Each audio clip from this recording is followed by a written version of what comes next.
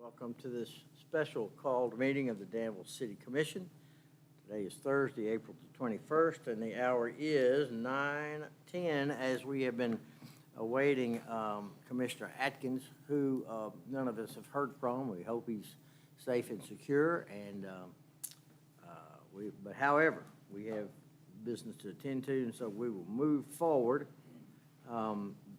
We have actually one item on the agenda today, and this is related to our budget, and this is for department presentations. With that said, I will ask City Manager Coffey to begin the presentations. Thank you, and as much as you all love to hear me talk, it is going to be Mr. Nick Warren to start the day, and we are all here and excited to hear what Nick has to say today.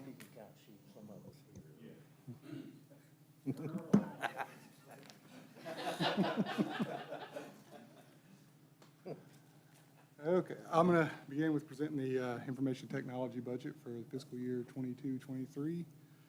Beginning with personnel, we don't expect any major changes this year. Sorry, I'm going to get a little closer.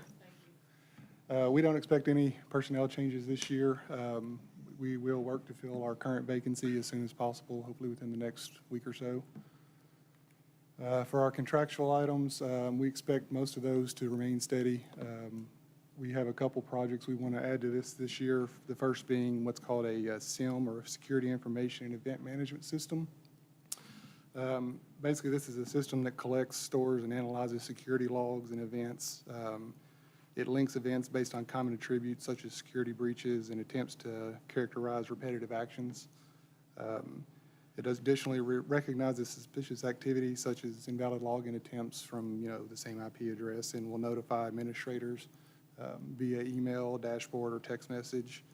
Additionally, it'll keep a historical log of all the events that happen throughout the network, and allow us to do long-term analysis and a little bit of forensics work into it. The second thing we're looking to add this year in contractual is what's called a remote monitoring and management system.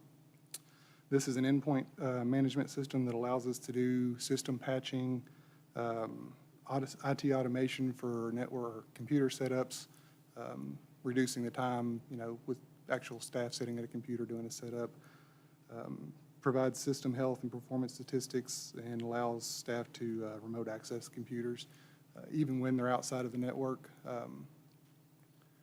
We have a lot of portable devices, laptops, tablets, that they disappear here every night, and they're hard to keep patched and remote access to, so this system will allow us to do that. Operational, the big project is to get the fire station set up and going. The project's a little behind schedule, so this is likely going to bleed over into the next fiscal year. We don't see any major costs as everything's been purchased already. There will be some minor incidentals as we're setting everything up, some hardware, cabling, and whatnot. We would like to implement an employee computer and network training program this year.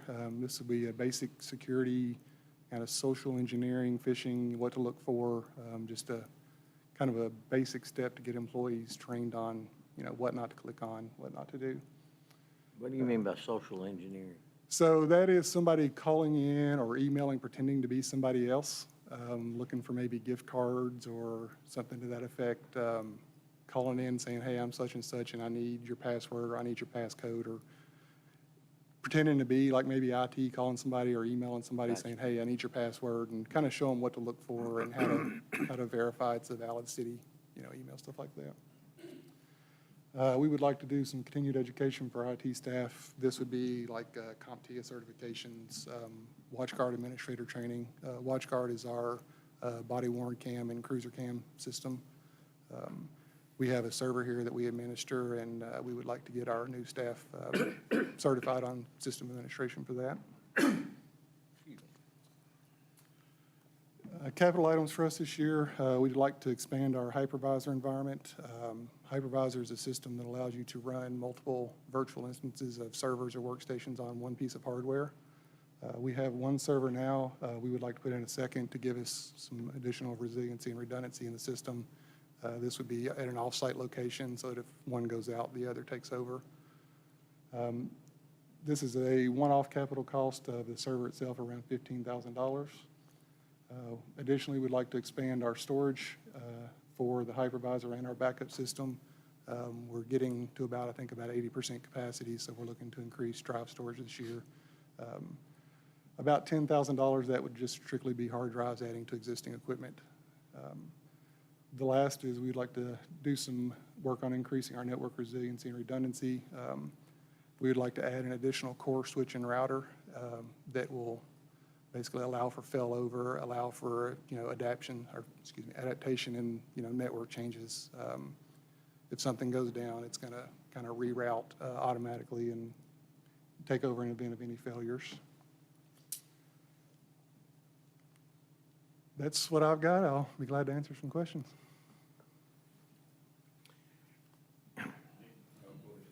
No, I was just going to say, any questions for Mr. Warren? I know you're pretty security heavy in the budget, which is good. So if what we have now is a 1, what's it going to take us to, say, on a 1 to 10 scale? Well, first of all, we're way above a 1 already. I was just giving you a starting place. So what this is going to do is right now we have a lot of mechanisms in place that do a lot of security detection and prevention, but we have to go to 15 different places to see what happened and what's going on.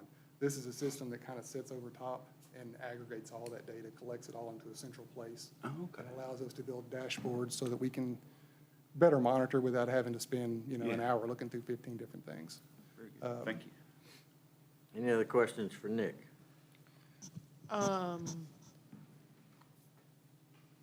want me to go back a slide? Are we going to expand your department? I know you didn't have any, did you have any costs for that? So where we stand now with our duties and the amount of devices and users we support, if we're full staffed, I think we're okay. Now, if we take on anything additional, meaning, we suddenly increase volume of employees, increase number of devices substantially, or take on additional duties, the example I would give is PD lost their person who was managing their in-car NVRs and stuff like that, which, we've helped PD now. We've not been able to take it over. If that's something that, we're looking for us to do, then yes, we would need some additional staffing for that. But Is that the plan, is to take that over? Or does that need to come out of PD budget or? Well, I think IT is important and it's not going away. I will So say this, I'll let Chief determine whether he thinks it's to that point, but I will say this, if we do go that route, it needs to fall under IT. It needs to fall under the same policies and procedures. It doesn't need to sit out in a remote department. Right, okay. We tried that in the past, it just didn't work. But right now, you all don't think we need to be proactive and go ahead and?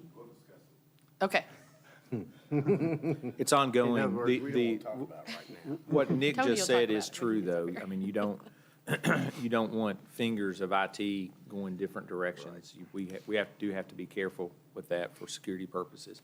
The other thing is, talk about your office space and things like that. So this building, like everything else, was designed, the entire IT industry was built around things we thought of 25 years ago, right? And that's the history of it. That's the length of IT. And in 2010 was when this building was built, and we were still formulating what IT should look like. Thank goodness we have a fire station next door now. Well, and to be fair, in 2010, I was a staff of 1, maybe 2.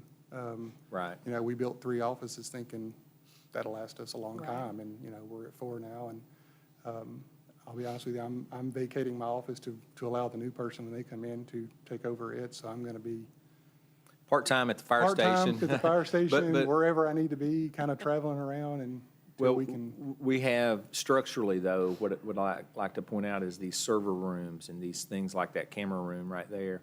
There's a closet in the hall with significant equipment in it. It's totally dedicated.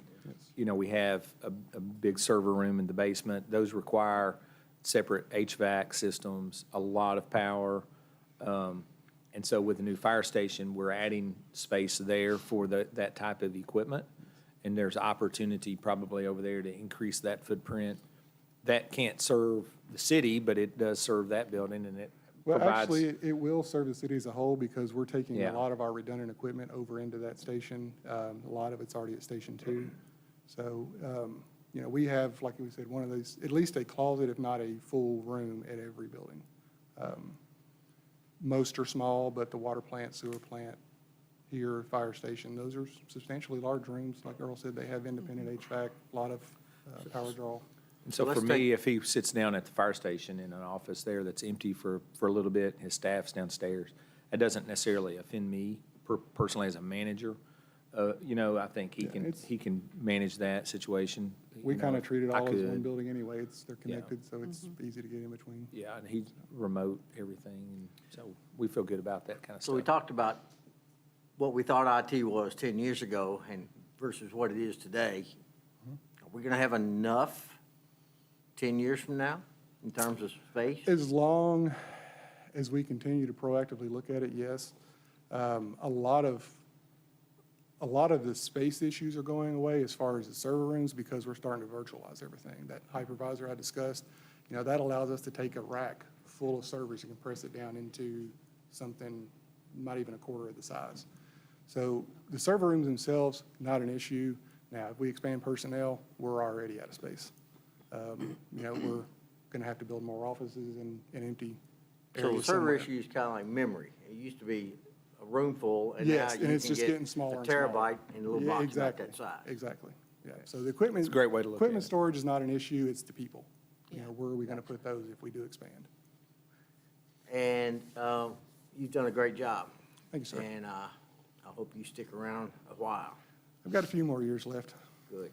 but we're building a good staff. I've got 2 really good employees now, and hopefully we'll have a third one or a fourth one here in the very near future.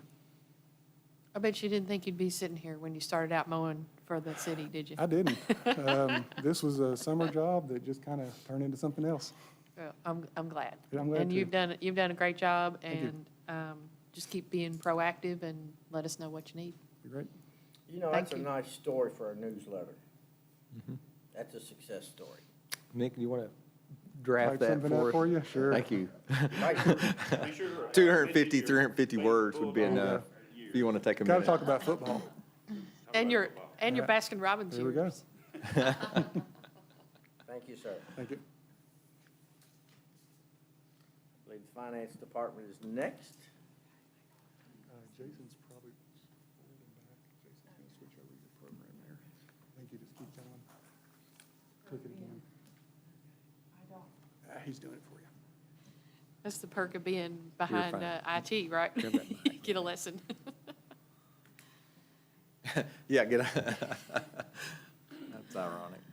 Okay, so Finance Department, that is me. This is just kind of a snapshot of where we are personnel-wise. We have, you know, a finance officer / purchasing agent in the role of essentially doing some bookkeeping work, accounts payable, data entry clerk. So those are a bit of a catch-all title, but essentially doing our incoming payments for licenses, codes, and parking tickets, things like that, and then deposit creation and record keeping, that kind of thing. Currently, no changes planned for personnel. That's a really good number of staff. It's efficient and very much in line with what we need. Just kind of overview, of course, of what we do: general ledger keeping, financial reporting, accounts payable, purchasing, some financial analysis, debt administration. Over the last year, you guys are probably aware that the utility administration was segregated from finance before I got here, which is a really good move in my opinion. It's really important to segregate those functions. It's a good control to have. We have recently, other than utility, we get other payments to the city. You know, we get insurance licensing fees, we get small records request fees, we get just various little payments, and those were kind of scattered to a couple different people. So we have change that and move that to, all those funds are directed to one point of entry at our secondary, or I guess our first, if you're coming in, window, just so those can be, just to improve financial control, financial function, rather than having multiple people taking those. So, you know, the finance department doesn't have a very exciting budget, in my opinion, compared to some others. We don't really do big projects. We don't do a lot of purchasing of various things. You know, we have personnel costs. We pay light bills. We pay insurance costs, office supplies. So our big purchase this year, which we've talked about a few times, will be new financial software. We really are working to improve function, increase our technological capabilities and efficiency. Ideally, we'll have an RFP together soon to get that process really started. It won't be a quick process just because of the nature of implementing a new financial software. It takes some time, but we would like to get that started as soon as possible. Another goal, not a financial cost, but we are, you know, planning to get regular ongoing financial reporting to all stakeholders. And by that, I mean all department heads, to the commission, to, you know, to be as transparent as possible about what is going on in the city with our finances. And then another goal I really have is to increase the training and development for current staff. So I think providing them opportunities to take online, you know, online webinars related to their job areas, to give them as much educational opportunity as possible. Just ongoing, continuing professional education is really important, because things in finance, well, there's some things that you always, you know, the control may always stay the same. The way we operate may change, and learning and understanding how those changes can impact your finances is really important. This was very brief. I know we've talked a couple times about the big ideas. The financial software, so let's understand what that cost is. The estimate that was provided with, originally, there was dialogue around Cassell. When we look back at that RFP, there was a pretty big gap between the other vendors and Cassell. And when you dial into that, what we find, and you can talk about that a little bit if you want, but what we find is that we were just purchasing a platform, and that whatever you wanted to do with it, you had to buy additional modules. Yeah. Right? It was very limited also. I spoke with them a week or so ago. You had limited users. You could only have 10 users on the platform with what we had already paid for. You know, I think some of the functionalities that we really need did not come with it. Additionally, some of those modules that you had to add on were third-party vendors and weren't native software. And so for us, that makes it very polluted and doesn't really clean up the operation, right? And so what we're going to recommend is going through the RFP process, identifying a vendor that meets the current expectations of not just this city, but typical reasonable cities. And so if we identify that, we'll bring that back. It will be a couple $100,000 at the minimum, probably 3 or 4 more realistically. So what we'll do, what we'll anticipate doing is finding the respondents to the RFP and presenting that at a commission meeting. And so then if you all want to do that, that will be something then we plug into the budget at that time. So as we go through the budget development, that'll be a placeholder we'll put in there. Once you all confirm that's something you want to do with a vendor that's responsive, then we'll plug that into the budget. And this is like a complete overhaul, basically. Yes, yeah. Lee, I was, thing that excited me was the emphasis on training that you're doing for your your folks, but, there's smart people over there, and I don't think they've ever been allowed to, grow and show what they can do. I absolutely agree with that. I personally think it's important for myself, so I think I have to, it's just as important for the people that I'm working with to have those opportunities. Like for instance, just yesterday, it ended up not being completely applicable because I had Jessica, who does our accounts payable, do a AP webinar. It ended up being a lot of electronic stuff that we don't do. But, just thinking about, okay, well, getting those ideas in the back of your head is really important. Just how, like, for instance, they talked a lot about fraud. And just even though, okay, well, we might not do something exactly the same way as you do, but you can think about that and how it might apply to us. I just think it's really important for us to expand in that direction. Now that we've determined that Cassell is not what we needed, is there any recapture opportunity? Is there any other communities that would be interested in it? Well, we'll look into that. I don't know that it works like that anymore, but we'll investigate those options. You can put it on eBay. We'll do an eBay. Gov deals. At this We'll go on point, .gov. anything would be a step in the right direction on that. Well, or if there's any way, I hate to go into any kind of litigation over it, but is there any way we can recapture anything? We'll try to find a reasonable solution, but it's not that they did something wrong. It's just that at the end of the day, like when we went through the payroll last year, what we learned was it was actually the module that would support the things we were trying to do was a third-party vendor. And then when we saw, we could seek our own third-party vendor and have that directly, which we did, and you end up saving a little bit of money. So, it's, I don't know. We'll figure it out. That's something that we will look at.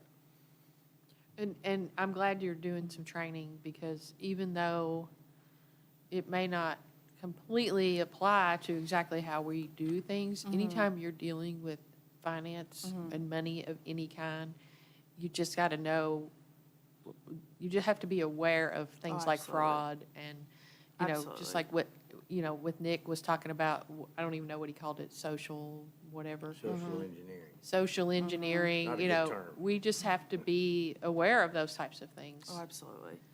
And I agree, and, I think the staff there are really eager to do that as well, and they want those opportunities. So I'm really looking forward to finding a lot of good things that they can participate in and attend. And when do you anticipate, like, we or the staff and departments get, like, financials? Like, would that be quarterly or? So monthly, ideally, I'm still working, which we had talked about in a couple previous meetings, I'm working on getting some of the issues that we had in the past straightened out.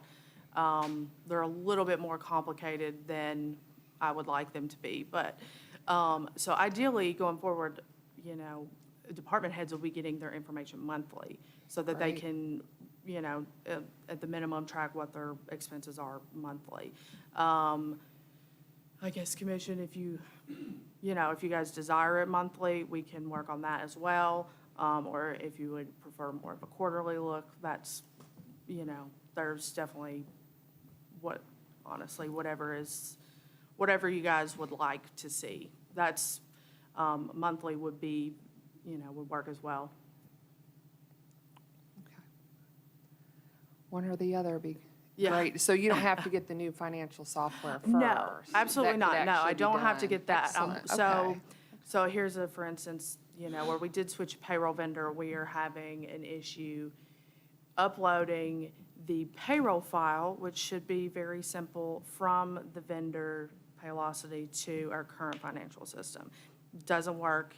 Our current financial software folks don't have an answer. I'm still contacting them back. Have you guys figured out why? Have you figured out why?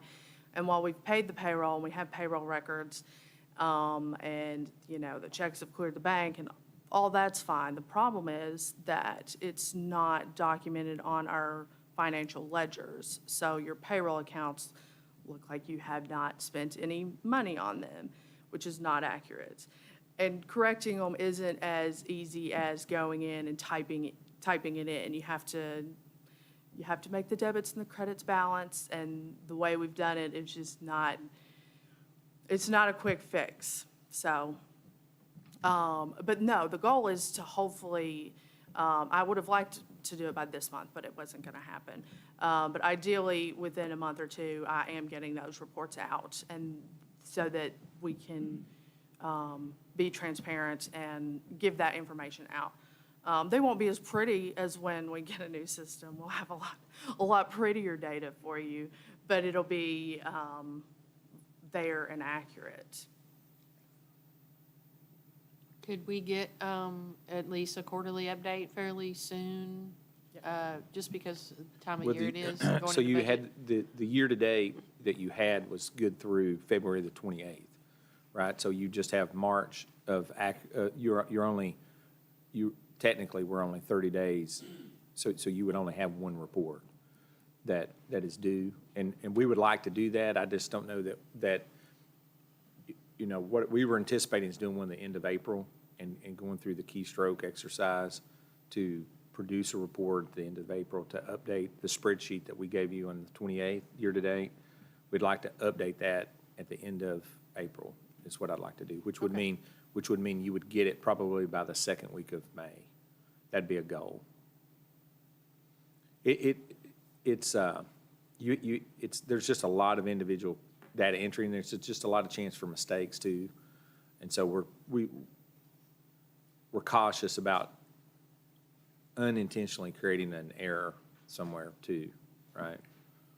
Just in the So, transfer. But when our goal, I mean, Lee and I totally agree, like, in terms of, for me, ideally, the department heads would have the ability to log in and just see an active report for the day, year-to-date, for the day they're looking at it, right? That would be ideal. And so we want then, therefore, to give the commission that same opportunity. If you want to look at something, we've got, that would be ideal. I don't know that we can get there, right? But I'd love to be able to say that's what we're doing, that so that the information, you could run a report almost. And that capability is out there. It's just, we just can't do it right now. I'd have to have 10 additional staff members just doing that for that, you know. But, We'll get I'd there, just though. like to have, right now and for the next 6 weeks or so, as up-to-date information as possible. Yes, right. Because we're looking at the next budget, and that's Yeah. important. Yeah, so you're good, the information we gave you last time was good through the end of February.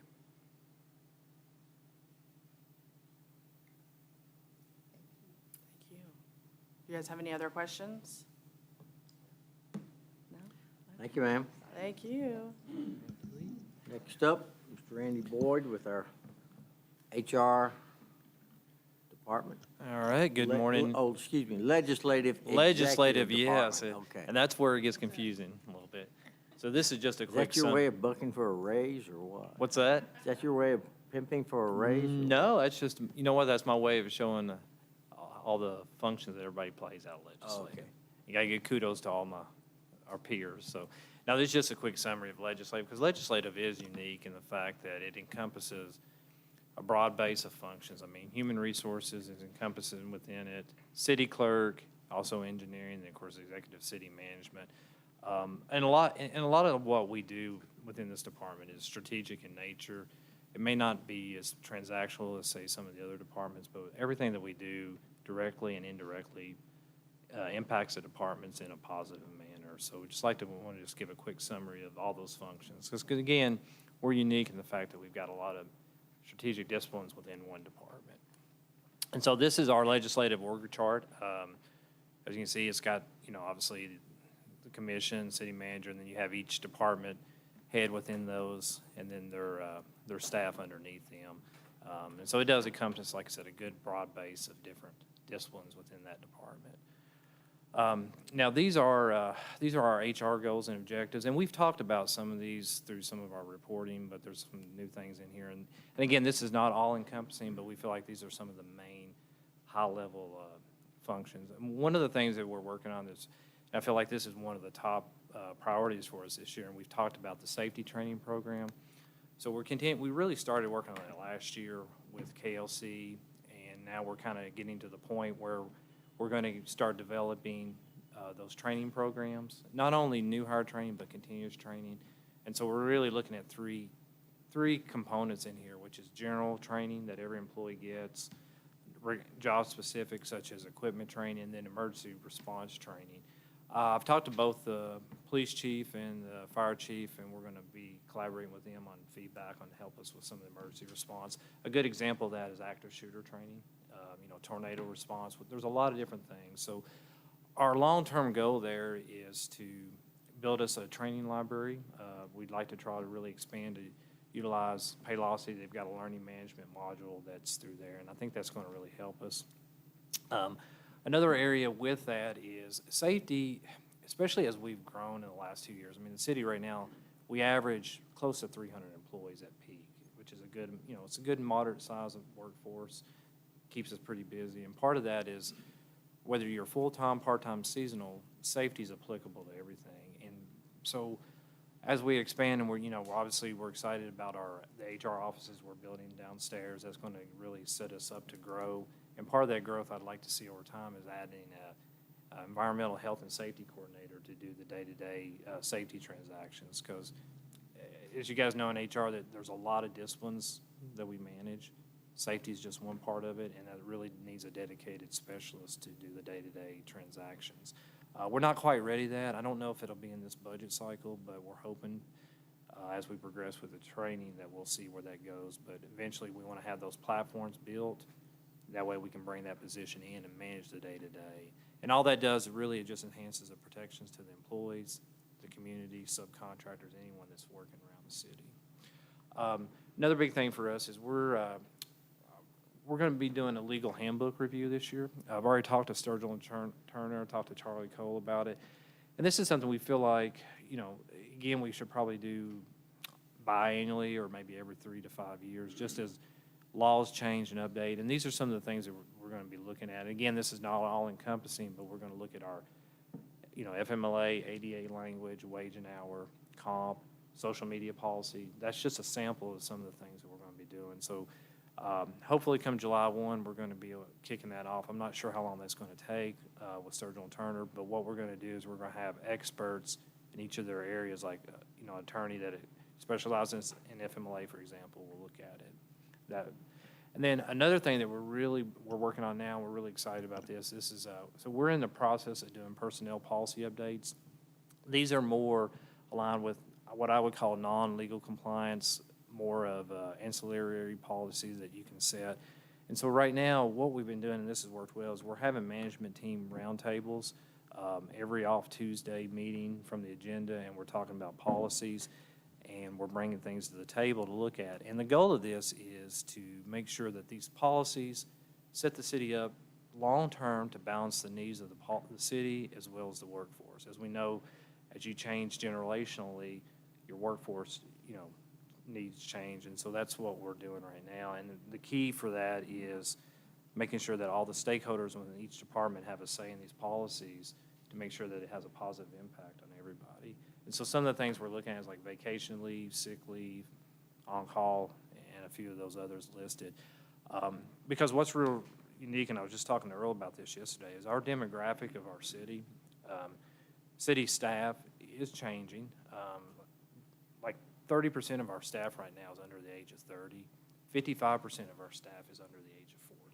And so you're starting to see a transition there. And as you transition generations, those needs change. And so the city needs to adapt their policies to meet the workforce needs. And I feel like that's kind of the direction we're going in. As far as compensation, year 2 market analysis, we put those numbers together. I've shared some of that information with Earl. That's still in the review process. That's obviously from the comp workshops we talked about last year. That's a really big, important thing for us to try to achieve this year. And again, that's also setting the city up for long-term stability with the workforce. We all know the wage wars that are going on out in the community, the workforce, not just on national level, but locally as well. And so we have to continue to try to adapt to that. And then another thing that we're going to be working on too is we talked about this as well last year in the comp plan is our comp classification plan, the document itself. We're going to be looking at that, kind of realigning the grading system to make sure that similarly situated jobs are aligned together. And so what I mean by that is like right now, like under our current system, you know, you may have a finance job on the same grading scale as, say, a utility operator. Two different skill sets, two different values on the market. And so we're going to try to work on bring a comp plan proposal to the table. And I think that'll help us long-term manage salaries over the long term and give that really delineated to where it's clean and those jobs are classified for the similar duties and the similar value on the market. And then last thing we're working on is Paylocity Performance Management Module. This is another area where we talk about employee training and development. Employee evaluations is really important, and so we did purchase a performance management module with Paylocity. I'm hoping the second half of the year to work towards implementing it. And this will really help staff or department heads really develop their employees because it'll allow them customizability to the jobs, to the things that they're going to measure. And what it also does, it's going to have a two-way goal-setting application, which is really important when you're doing an evaluation, that you get input from the employees. One, it allows them to get buy-in. It feels like they're vested in their employer, but also it allows them to continue, the manager to identify, hey, this is the best way to develop this employee because these are their goals and this is the career path that they want to go down.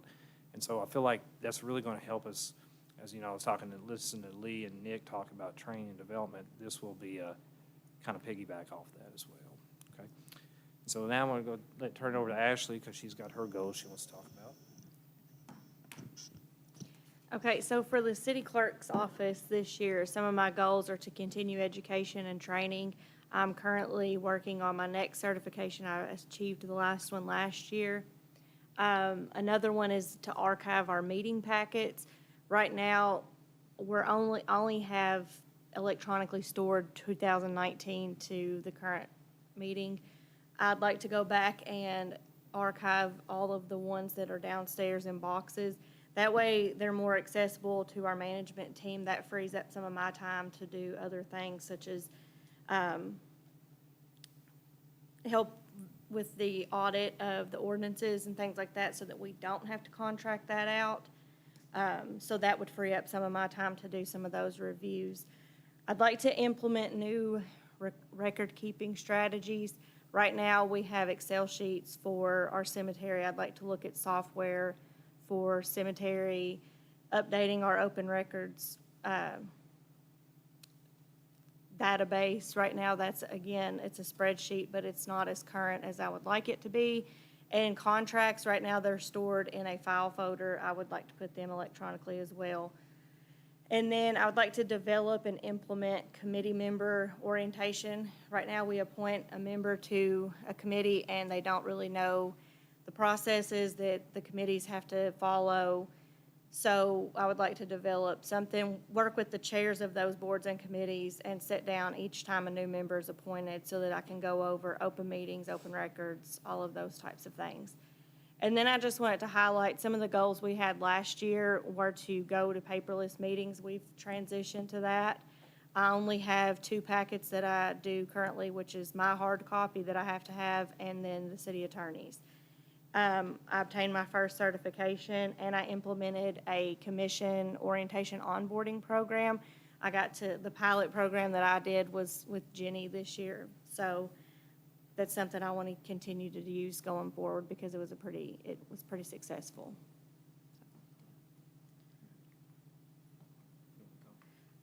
We just have some of our cost impact items. We have the legal handbook review and zoning and ordinances review. That we're increasing our legal services budget by $10,000 just to cover those costs. I'll let you talk about salaries. Yeah, so on the overtime, this is one of the things that we'll look at closely with the department heads too, is as legislative expanded, our budget's, I think, $2,000 now, but we're recommending expanding it to another $2,000 because we have more staff in legislative, And then also, the salary cost will go up, proportionally, overtime goes up. So and that, and we're challenging staff, like in my area, I know I'm working with Haley quite a bit on training development, so there may be some overtime dollars there spent. So we just want to build that in, because anything that we do, though, we'll be cautious, because we want to make sure that what we're doing provides a value to the city and to the community. And then as far as the overall budget, really, when you look at it, we're reducing marketing promotions by 5,000, food services supplies we're increasing by 5, but our overall budget operationally will increase marginally to about $12,000 over what it was the prior year. So it'll be relatively flat for the most part for the fiscal year 23. Anything else you want to add on that, Ashley? Okay. We increased the food budget, food supplies budget, because Randy and I have talked about bringing the employee picnic back. That's something we've not had for 5 years now, and so we'd like to bring that back to keep morale up and, show our employees that they are appreciated.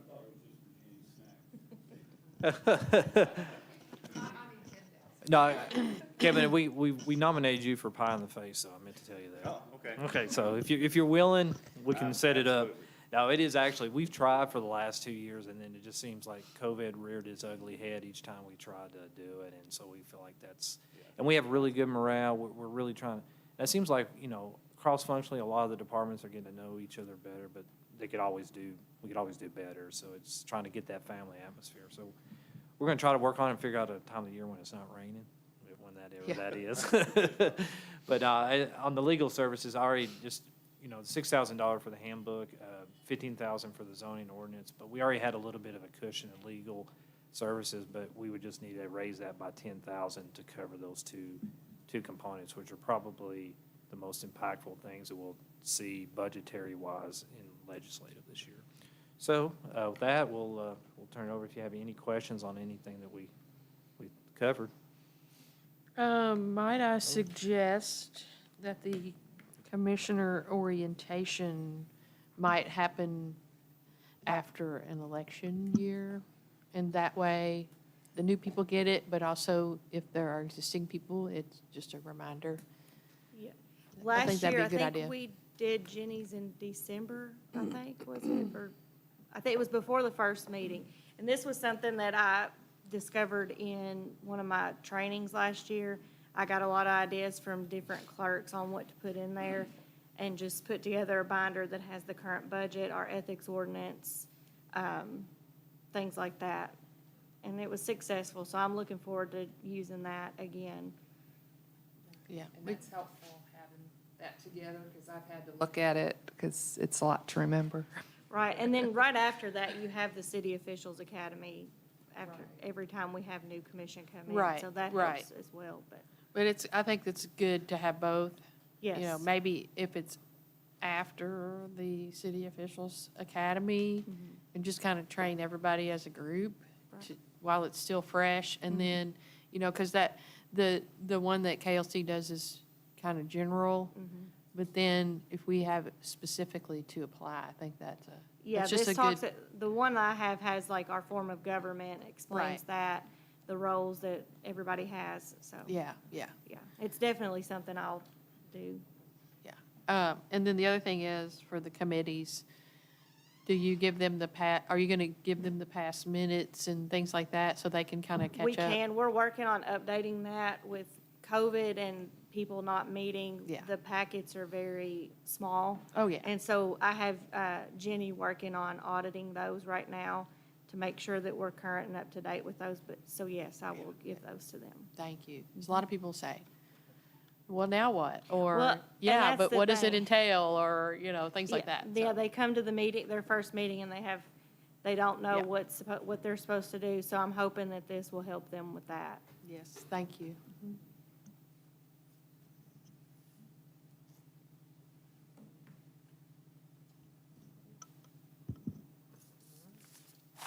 All right, well, that's all we have, unless you have any other questions. All right, thanks, guys. Thank you.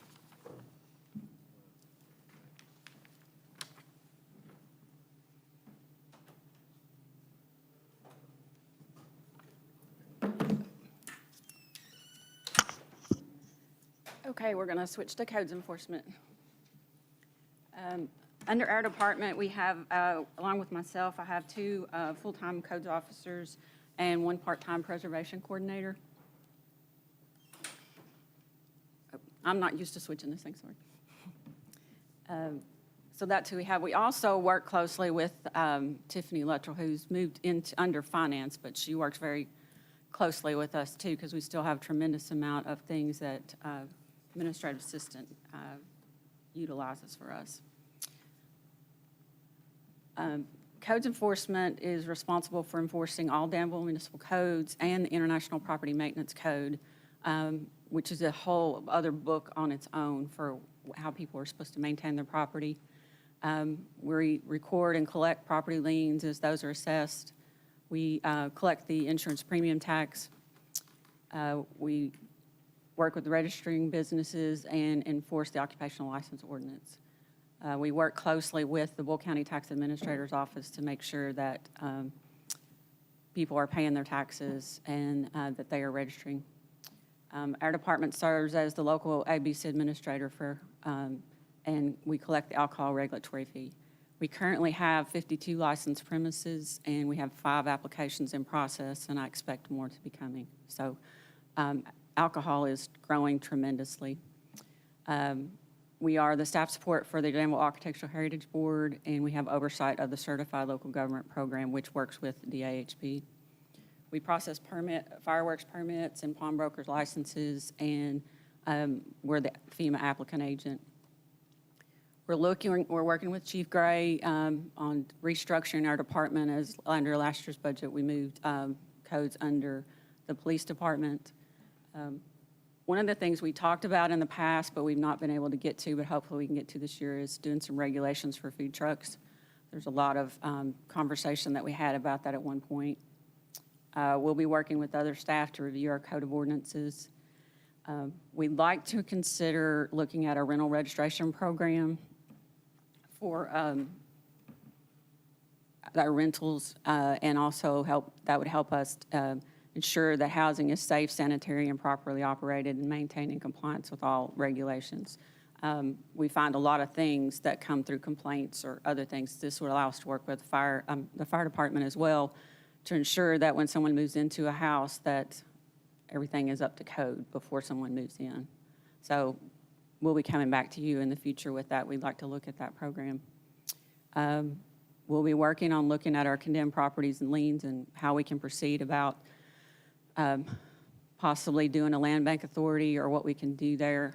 That will require some legal resources there, but I don't know how much that will be because foreclosures or land bank authorities will require a lot of legal assistance to do that. We also work with the police department on special events for alcohol, the entertainment destination center, any of those sort of things we work with them on as well. For next year, we'll be asking for an additional codes parking officer. We're trying to align that with the transition and how that's going to play out. We'll know more as we go through that process with Chief Gray. Do you have any questions about codes before I switch to parking? When you talk about the rental program, is that going to be something that is going to be required of, say, landlords to register? It would be a permit program where they would have to apply for a permit. And then as a part of that permit, then we would go in and do that inspection with the fire department. A lot of other cities have it. Covington has it, and Fulton, I know, does. I think Paducah has it. Again, we can structure that how you want to, but we have to have some mechanism to get them, to require them to, a permit would allow us to get into the property to inspect it before they allow someone to rent it. Okay. I just have some concerns about how the cost of any retrofit that would be required, especially on older properties. Right. But they currently are supposed to meet the property maintenance code now. Mm-hmm. So we would just be advising them of that ahead of time versus somebody moves in and calls us and complains, and then we have to send them a notice of violation saying, you have this many days to bring this up to compliance. it would be helpful, I think, and educational for the landlord to understand and have an interaction with us on a more positive basis, hopefully, initially, versus somebody moves in, the floor's falling out, or there's mold in there, and we get the call, we have to go in. The landlord's responsible for meeting that property maintenance code regardless, so it's, hopefully, it would be a more proactive approach to working with them. And then,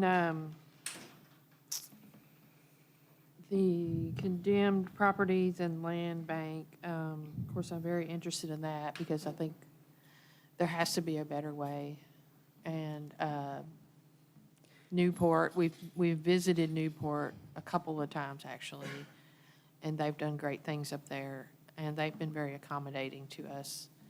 And then you're going to talk about parking in a moment? Okay. What is the food truck ordinance, where is that and how close are we to that? Well, we had a group together, and we're working on that right as COVID was starting, and so we'll have to get everyone back together. And we had sent what we were drafting to the city attorney, but we've not gotten anywhere on that as of yet, so we'll have to start that process again and get back to that. Hopefully, it won't take as long because we were already in that process. It's just refreshing everyone's memory, getting back to it. Jeff Jewell with the chamber had been talking to businesses and working with them, and we had a group together that was looking at other cities and what we needed to put into our food truck ordinance to make sure that everybody was in compliance. Some of our staff that was working, I say not city staff, some of the people that were supporting what we were doing or having dialogue with left. Yeah, And so they are no longer here. We're starting over with Kendall and other people. We want to talk about that and try to do a really best management. But truthfully, on the food truck ordinance, you know, it's a catch-22. At the end of the day, you're probably, you want to make sure you're covering your cost as a city, meaning we want to make sure that a food truck is inspected with by the fire department, right? Because a lot of them have propane tanks. We want to make sure that they're sanitary, meaning that they have disposal facilities if necessary. All those details need to be investigated with the health department, for example. And so we want to confirm that our documents have the appropriate level of requirement and appropriate level of expense to cover the cost of that requirement, so that local restaurants, which would be the argument, aren't paying property taxes to support and subsidize food trucks, right? So we want the food trucks to bear their cost at the minimum. Then once you do that, then you don't want to circumvent the right of a property to have a food truck on its site if it's a commercial property and consistent with planning and zoning. At the same time, you know, there's a lot of activities promoted by food trucks, so it's a complicated subject, and I've just given you the gauntlet of things that we have to address with our food truck ordinance. Well, you know, food trucks often lead to brick and mortar restaurants. Absolutely do. So Right. we want to make sure The initial reaction. foster that. Yep, the initial reaction is that it's not, but it actually does, and it goes both ways. We've had a brick and mortar restaurant go the Right. opposite direction. That's what I was just going to say. Right. So- And the other thing is, how are we doing it now? Like, I know I see food trucks. Well, we discourage food trucks from being downtown in just regular daily traffic because of where there's logistics and where they park and traffic and things like that. They're coming down for festivals and special events and stuff like that, but we don't, that's part of the reason we're looking at the ordinance is we don't really have a mechanism for food trucks. But depending on where they park, someone may not be able to see to go around them, to get around them, and as far as traffic goes. And but it's a checkpoint for us to be able to look at all of those sort of things and address those. We get complaints, you know, from other businesses because food trucks are set up in certain places, and, you know, we don't really have any mechanisms that cover those, which is part of what led us to talking about it. How As well often as- does the health department check that? They have to get their permits, whether it's a statewide mobile permit that they get or through the health department before they can actually open. So the health department has their rules as well. And the health department was a part of our committee. So we involved everyone, planning and zoning, we had the Chamber of Commerce, Heart of Danville, PD. We had everyone that touched a food truck in some way or another, fire department, to look at those sort of things. Does P and Z still require a permit, where you draw a picture and make sure you're out of the right of way? And There Don't have is, flags there or- is some permit, I don't remember Okay. exactly if it's the same thing or not. so it's several stops, health department, planning, and then you guys. Uh, 3 stops. Well, they'd have to have a business license from us right now, but other than that, that's all they're required from the city to have. But that's where we started having this conversation. Yeah, there's a benefit to having more structure to that on our side. Like I said, Yeah, I want to but- make sure, we've got, some of the units have propane tanks that are not insignificant with them. Right, I understand that, Yeah. but I don't like we discourage them from downtown. I do not want to do that. All right. We want to encourage activity.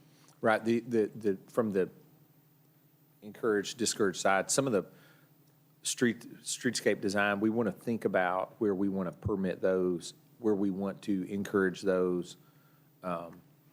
Those things need to be thought out. And then some of as we went through that discussion before, some of your existing restaurants, for example, I'm not trying to talk about a coffee shop, but for example, a coffee shop might not want you to park a food truck directly in front of its door that serves only coffee, right? So you do want to pay some respect to your bricks and Right. mortar businesses. And so it's not that you want to discourage anything anywhere necessarily, but you do want to make sure that you organize it, set like that. Yes, Yeah, right. Maybe, organized. maybe Monday when everyone's closed. That's exactly what I was thinking. That's exactly what I was thinking. And the discouragement is Monday partly and because, Tuesday. Or discouragement is Sunday. partly because we don't have a mechanism in place to address the issues that we have when they are downtown for certain things. Right. You know, Right. that's why that's why we came back to, let's get some rules and regulations, what you can, you can't do, because without that, we don't have anything we can enforce. Increased fire hazard, for example. and Yeah, that- you yeah, don't want I that understand downtown. that. But yeah, with our, is this, Some cities have plazas where they actually organize food trucks on a weekly basis to be there. You know, some of them are more even what you would consider semi-permanent, where food trucks are there every day at the point in time. There's entire communities where there's no restaurants downtown, there are only food trucks.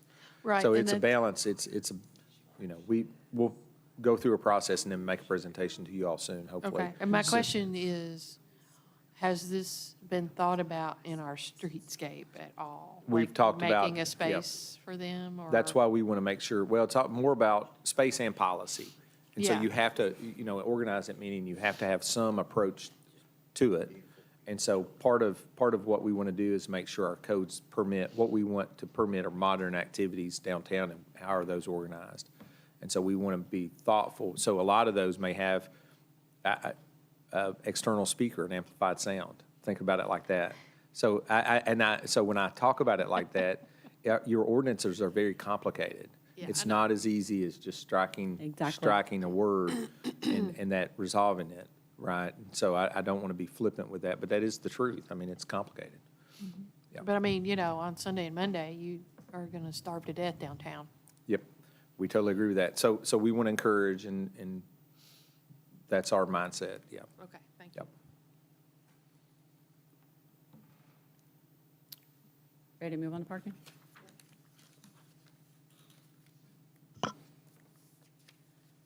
In parking enforcement, of course, we just have the one full-time parking enforcement officer. All the codes officers, myself, and the PD can also issue parking citations, but the majority of those get issued by codes officers and parking enforcement officer. So we are responsible for enforcing the permit lots. We have two, 2nd and 3rd Street, all on-street parking. We enforce that as well as out in the neighborhoods. And we are responsible for management of the parking garage. We are staff support for the Parking Regulations Board. This next year, we're going to be looking at reviewing all of the downtown parking with CenterWorks and others because it's time. We need an overhaul for everything for the parking that we're looking at. So that code/parking officer will be working as a part of that process. We don't have any additional stuff for the next year's budget, except that we're having to carry over. Our security cameras were ordered July 1, but the IT cannot get them in. So we're going to carry those over for the next year, and we may have to change companies, which may cost a little bit more money. So we've added an additional $5,000, not knowing what that cost is going to be. Engineering is working on the elevator repair and water shield, but reality is that probably work's not going to start until the next fiscal year. So we are carrying that over as well. But those are currently from this budget year as a carryovers. They're not additional expenses at this point. How long have you been trying to get these cameras? Well, they were in the previous year, but they could not get the work done at the time based on their workload. So we put them in this fiscal year that we're currently in. They were ordered the 1st of July, and they still have not come in. And the company cannot tell IT when they're coming.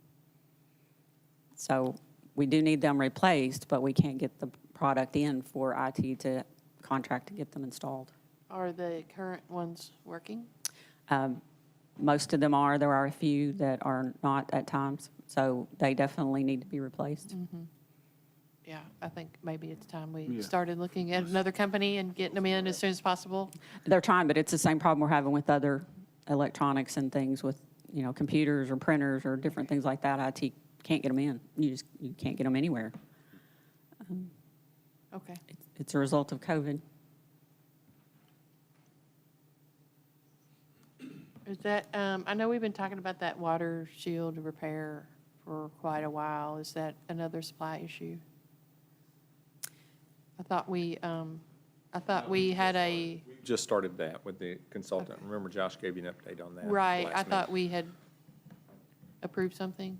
No? You approved the engineer to do the work, Okay. right? And- So there will be there's wind loads, there's things like that. So there's structural improvements that are necessary to support that.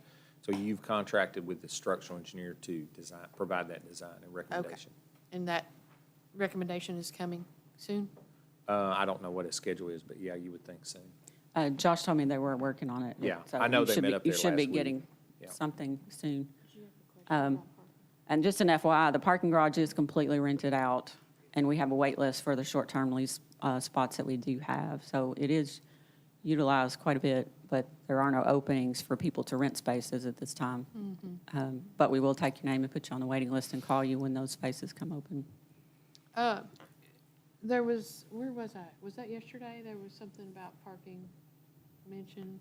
I don't know. I was somewhere and the parking discussion came up about the parking garage. But that is free on evenings and weekends, correct? It's free from 5 p.m. to 5 a.m. and on the weekends. Okay. Well, I thought so, but I didn't say that wherever I was because people were complaining about the parking garage. They don't want to park in it. Well, but- the gate stays down, but what we want to make sure is our signage is apparent and visible and obvious. There was a period where we tried to do some sandwich board signs out front, but ideally you would have a flag sign. That's not permitted with our current codes.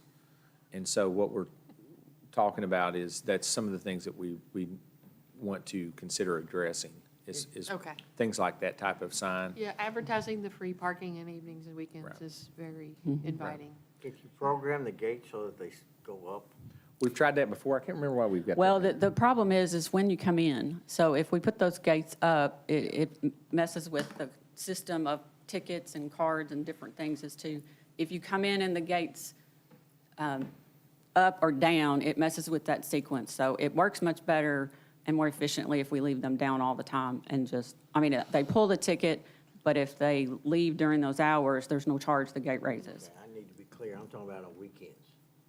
It's the same thing because of the turnover, and depending on when you leave at 5 o'clock on Friday, when you come in, and when you're leaving on Sunday morning Monday morning, coming in, it messes with the sequence. We've tried it, and it causes more confusion and problems with us getting people in and out. Somehow we gotta figure that out. Now, the surface lots too, the question's been asked. The surface lots are rented so you have on-street parking policy, right? And then you have rental agreements on your surface lots. So We have no each, on-street parking policy. Well, we have 2-hour parking that we can't enforce Right. right now. So therefore, you don't have a policy. If you can't enforce it, you have no policy. Fair But we point. still have signage out, so people still get confused about that. Generally adhere to that policy. So then the question then becomes, or want to make sure we have an understanding that the idea that there is a policy internally of the surface lots that we have, like the Third Street lot, is not accurate. Like, those are rented spaces with a rental agreement, 24 hours a day, 7 days a week, is what that customer pays for.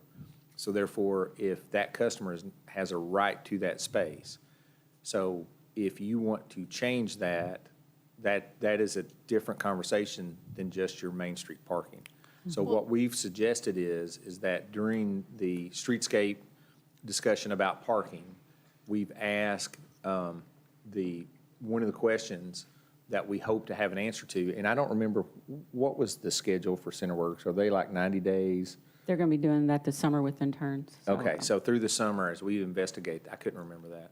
So as we investigate that, one of the questions we want to come out of that is a good quality recommendation to the city on how do we handle our surface lots? How do we integrate, for example, E-Town has a municipal lot that's just open. They don't charge for anything, it's just open. So if you want to get coffee where you and I have before, you just park behind the buildings and then you walk around. You can park anywhere in that lot 24/7. Now, I don't know if that's what the community wants. So those, you can go that far. You can make your surface lots publicly accessible. I don't know if that's really what you want, but let's go through the process of dealing with this CenterWorks evaluation. That is a thorough review, provides input from everybody that has a vested interest in what the city does. The city should not be concerned with what the solution is. The city should be concerned with what, generally speaking, is acceptable for all parties downtown to the maximum we can get there, and then do that. But isn't that the Right. solution? Correct, and then do that. Like, so we shouldn't be trying to predict the solution. We should be trying to accommodate what generally speaking, the request of downtown is, the request of all the users downtown to accommodate as many people as we can. Speaking Right. of request, would it be a fair request of CenterWorks to accelerate their study and conclusion? Because first part of June, things are gonna start happening pretty quick. And the natives are gonna get restless because the parking's gonna get disturbed and I think as soon as we can get something that says this is the avenue that we're going to pursue. So now, in front of that, if you wanted to take action, so what could the city commission do to affect that? You can do anything from pass a moratorium for the parking to do any enforcement other than illegal parking, which is yellow curb type parking, or misparking, misaligned on space, consuming 2 spaces. Your basic safety enforcement. You could eliminate all your leases on all your surface lots. I mean, you could do things sans a final recommendation, but I probably wouldn't recommend that. I'd probably stay, because you're going to end up in construction in the summer. It's going to be a mess anyway. So let's stand pat is what I would recommend. As hard as that could be, I would recommend you just stand pat until you get into the construction, start seeing the backside of CenterWorks report, and then formulate a going forward from what you see then. Now, we'll talk about it Monday. I just wanted to make sure we preference the conversation. We don't need a response, not asking for one, but we will be something we'll talk about. Y'all think about it, and then we'll talk about it more on Monday night. How's that? Well, I'd like to know the difference in allowing people to use the parking garage on evenings and weekends and not allowing people to use the surface lots on nights and weekends. The parking garage was negotiated, that is the policy. The parking garage is negotiated with those contracts. So that's the way that It was. just makes no sense because there are a lot of hospital people that are using the parking lot the parking garage 24/7 because they operate 24/7. And chances are, on evenings and weekends, your surface lots are going to be empty. So why can we not allow people to park there? Well, go ahead. Tony wants I to do say. think that we need an overall strategy for parking, Yes. okay? So I do think what we do need to do is to get a comprehensive report from CenterWorks on the different demographics and what those demographics want. The business people downtown, the people that are coming downtown. You know, I do think we need to get that. I do think that we also need to wait till after we do the streetscape program before we really enact anything, because when I met with the engineer and some of the streetscape stuff, we're gonna lose parking spaces. I do think that, you know, this also goes into the food truck conversation. You know, where do we let those things happen, and when do we let those things happen?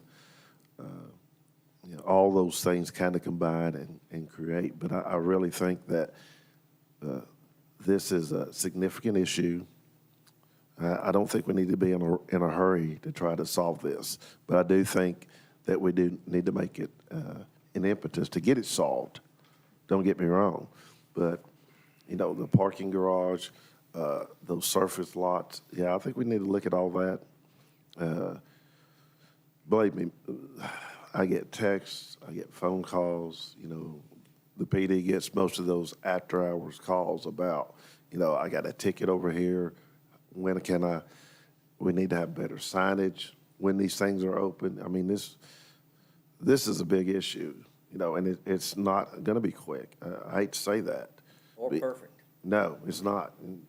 But I want it fixed, believe me. 'Cause Well, we get a lot of the calls. The but- chiefs, go back to the statement that we've made recently. The city is not the one that's saying, this is how we're doing it. This is what we're going to do, because this is what we want. That's not what the city government is trying to do or has done in the past. Every time that I have seen the city commission consider a revised parking strategy, it has been on the heels of a review. Keep in mind that down in the last time, one of the big times was that 05 effort. Remember that? Yeah. In around 2005 era. And it was fixed then. We adapted our policy then, and it's not fixed forever. It never is, because things change. We didn't have a parking garage in 2000 when that study was done. And in fact, when we evaluated the parking garage, the parking consultants that looked at it, you know, you had a team of probably 8 or 10 people from 2 companies that does parking all over the nation, and they said you all need 3 parking garages. Everybody that we've talked to since then says that. So I don't know if we do or not, but everybody that understands that function in your community has said that. And so we look at it, and so it's not fixed today. It is, we are managing it. We will have a recommendation for you. You all can implement something, and I guarantee you in 10, 15 years, you'll be doing it again. Right? That's just the way it is. Sounds So, like part of the solution, though, in addition to the long term. If you've had 3 consultants all say the same thing, well, then we need to be planning long term. And I know in the downtown master plan, there is a component of that is a parking garage. so some of the things we hear is that, well, when court's in session, and I've been a juror, and I've sat there and heard in the courthouse, the concerns expressed about, well, I'm sorry, there's just not a lot of parking for you. So one of the things that is identified in the downtown master plan with proposal for the courthouse would be to increase the parking on campus, on site at the courthouse. They need additional parking. A lot of government centers like that, where they're judicial in nature, has a parking structure with it. That's one of the recommendations. Not a massive thing, 2 decks, something that accommodates the spike demand when you have a large day of activity, which you have frequently. Then alternatively, downtown, around the environment that we're in on the west side of town, we have an overabundance of surface parking lots that are very inefficient. that you can consolidate and recover property by investing in a parking garage. And so then the property value increase over time pays for that, and a lot of people do that with the TIF district. So we're actively, we want to fully vet that idea. And so that's the path that we're looking at staff. It does take a little bit of time. We've met multiple times with financial consultants and to idealize what that would look like on our side. So we would like to get a proposal out soon. There's a couple questions we're trying to answer for some downtown property owners. We're working on that. And as time passes, we'll have that in front of you hopefully soon. But we can't say how soon because we are dependent on other people's decisions. So yes, you're right, Mayor. It's something that we need to think about. And I would think in your upcoming newsletters of something to the effect of our working with CenterWorks and the timeline on that would be beneficial. Yep. And tell them about the free parking in the garage in bold letters. Mm-hmm. Can we ever paint like a old-fashioned mural on the parking garage? Like in the 20s, it was printed, parking on both sides. I've told people where it is and they can't find it. I think I told Earl about a year ago, and I had both sides, you could do a beautiful print. You could write when it's free. It could really look nice on the brick. I had an ambulance driver stop me on 3rd Street wanting to know how do I get to the surgery center, how do I get in this parking lot? And that may be a one-off situation, but it's a little. They have to go through the bank parking lot and go through those bollards. They don't go through the garage itself, so they go through that parking lot and through those bollards. There's a specific easement for 5 people to use those, to get into there. Because going through the garage, they can't get through the actual garage. And we So- found that out before we had found out the hard way, but the But point is is. there signage for that? No signage for that, nobody knows. Well, the No, 'cause first. there's only five people that can go through there, but I don't know. Certain ambulances can go through the main gate, but then they have to go through the gates. They have to be able to click that. There's height in there for them, but they see the gate. And so it's complicated. I mean, everything is, and signage helps, and we do need, you're right, we do need to look at that. I was noticing yesterday on the backside of the parking garage, the top of it probably is weathering up there with some of the paint. We painted that in-house before, and we just painted the back, what is the east side red. Maybe you do spice it up a little bit. I sent something to Josh about lighting. You could change the color lighting on the structure a little bit too to make it more inviting. Instead of it being all white, you could do a light blue in floors and really enhance the aesthetics of the structure at night. You could do some things like that. So we'll look at all those things. We hear you. Yeah. I think in your signage, it needs to be illuminated. You got ambulances that run at night. Yeah, we do have the city parking and the surgery center sign on the building, but we do need probably to add some signage for ambulatory access and things like that, yeah. So the surgery center's not operating at night, Correct. but yeah, there needs to be better signage all around. I've had a request for a 5-minute break. And it wasn't me this time. No, So there. it wasn't me. I knew you needed it. You, no. It was JH. Jay, that's for 5. All in favor, say aye. Aye. All right, 5 minutes.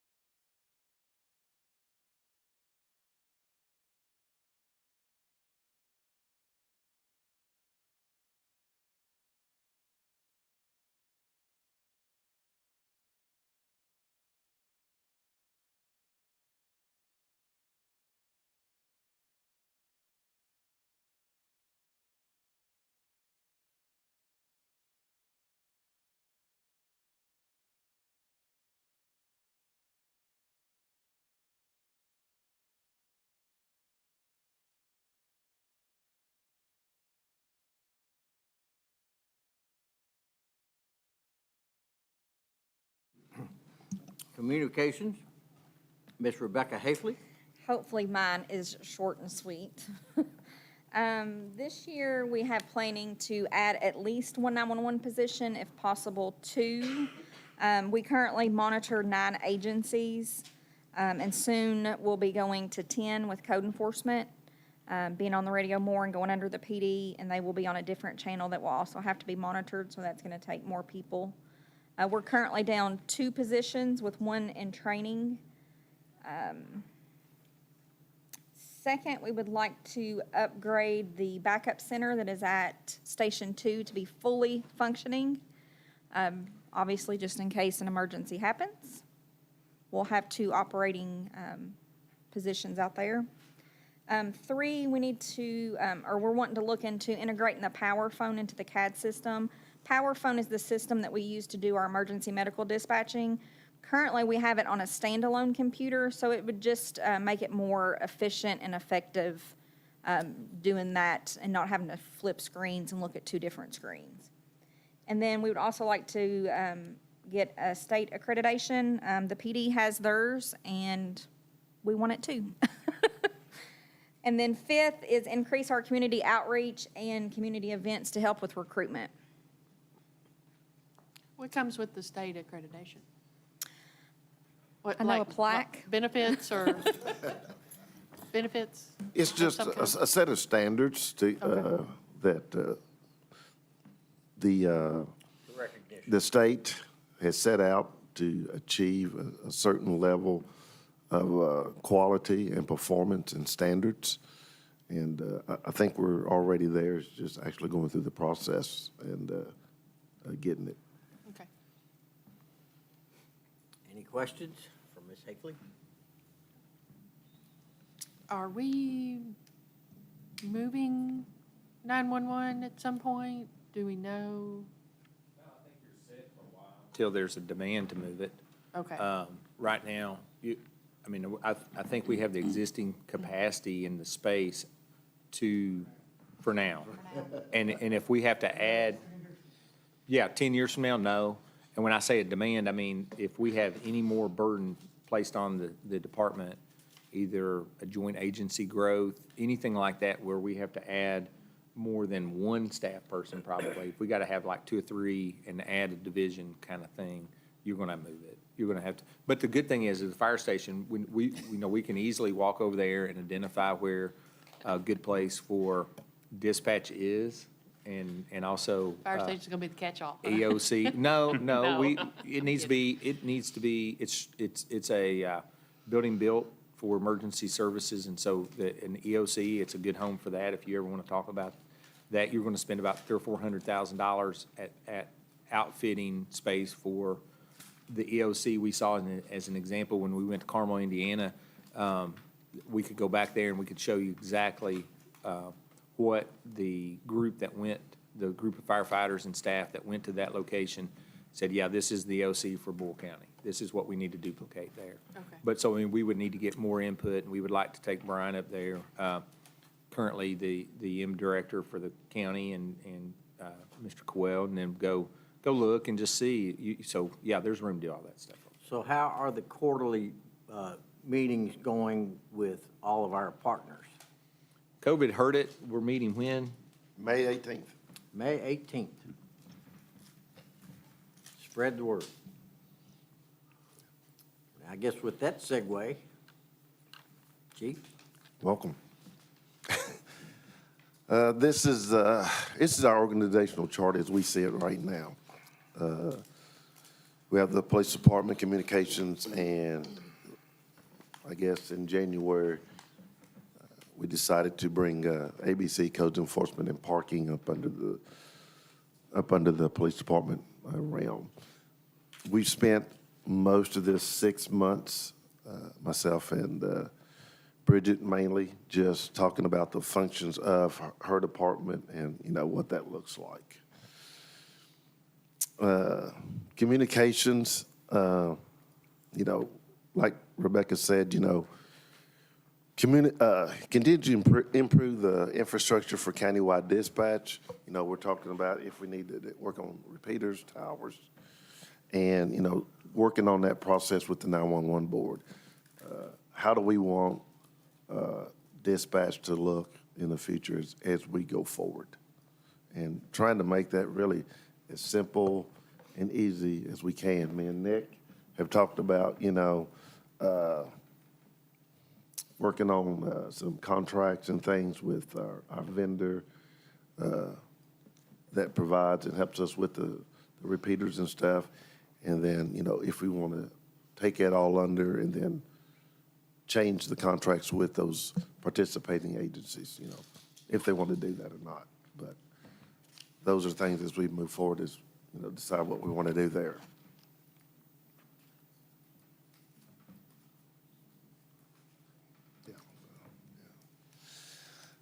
With ABC and codes enforcement, like I said, myself and Bridget have sat down and we've talked about, what's going on over there, increasing staff, possibly with the increase of establishments in ABC, the entertainment district, special events, food trucks, all those things, what we're starting to see is that ABC is really starting to be a one-time, full-time job. It takes up, 90% of Bridget's time, and yet she still monitors codes and parking. And so we're probably going to have to do something different there in the next year or two with staffing. We'll probably be presenting something to you in the next budget, really, about staffing there and changing that. Codes enforcement with you all, that's a big thing. We're trying to evaluate and improve efficiency there. Parking, we were on that a few minutes ago, and pretty much, like I said, I planned to talk about that, but a comprehensive plan for after the streetscape project, do we need garages? Do we need meters? We just have to have a better overall parking strategy. And it really is not going to be an easy fix. Just these conversations we've had this morning, myself and Bridget are in on almost all of these discussions, whether it be parking, whether it be codes enforcement, whether it be food trucks, the noise ordinance. It's the same 3 or 4 people dealing with all these issues. So our time is spread over all kinds of things. So staffing and administrative staff to help us be better and more efficient at that. And so we're trying to see what we need to make those kind of improvements. On the police department side, I've never been in my career, have we ever been this healthily stacked or staffing. We have 29 officers assigned to the 3 patrol shifts. We have 1 recruit. We're actively recruiting. He just went to what we call the phase 2 polygraph drug screen. If all that works out, we hope to have him on board sometimes, maybe June or something like that. Certified? He is not a certified, but the last one you all hired, or offered, we made an offer to, local. And, I don't think we always need to do certifieds. I think it's a good balance of getting recruits, growing our own, and certified. So I think he'll be a good one for us. Chief, let me ask you something. We looked at, you and I have before at least, I thought you gave a presentation last year. You know how we used to, or you've given me the number of officers in each, kind of like your freshmen, sophomores, juniors, seniors. Could you, when you got time, update that table and just send that? I'd like to see that. Yes, we can. We hadn't talked about that in a while, and we probably should look at that.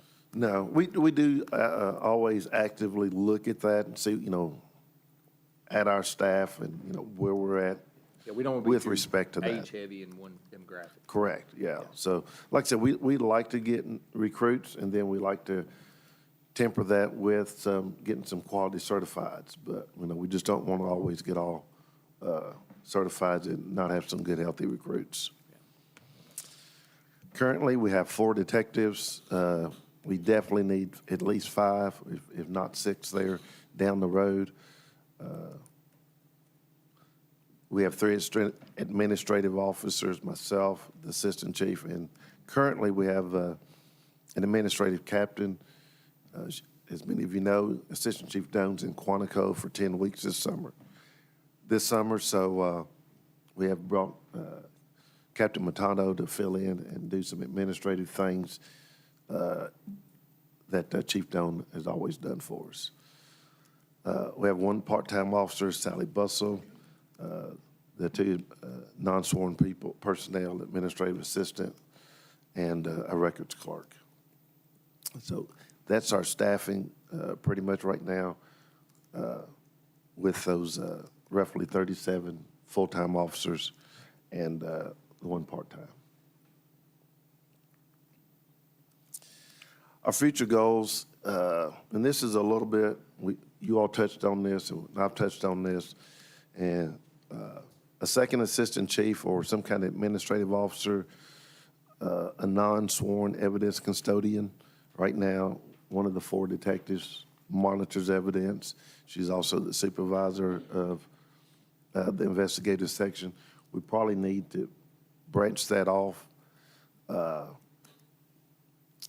Is that somebody that works with Nick, or is that IT guy that takes care of our cameras?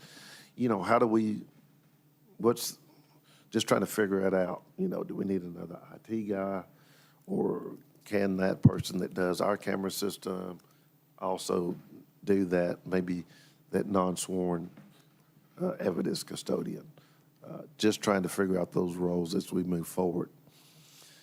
In the future, depending on what the assembly does, the state, there's a bill there to have a school resource officer for every campus that's out there. If that happens, you know, us working with the schools to increase staffing, as of right now, we do not have a school resource officer for every campus. So monitoring that and see where that goes, that could be something that, you know, us and the school system, it's kind of on them, but it's always been a partnership with us. Does the school pay the salary or reimburse for part of it? They do pay that, whatever the teacher's years or hours per year, they pay a salary for those hours. Okay. It's usually a base officer rate. So, you know, we might have a 10-year officer there, but they only pay the rookie rate. So that might be something we might have to look at as we move forward.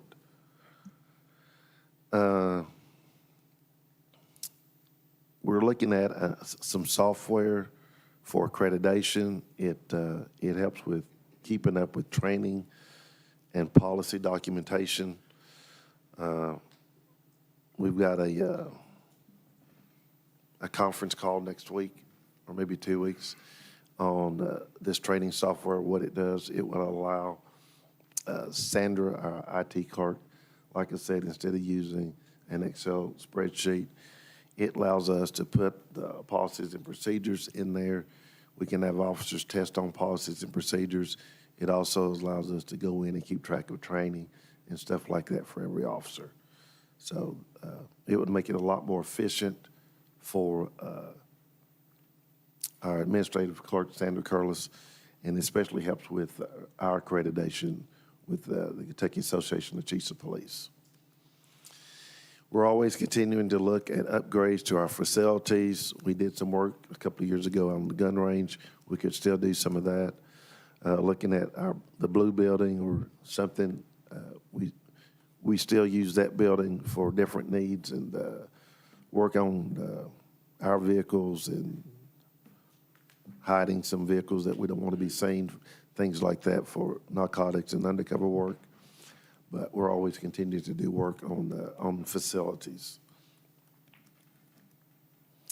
That's all I really have. I wanted to make it short and sweet. And if you all have any questions, open up.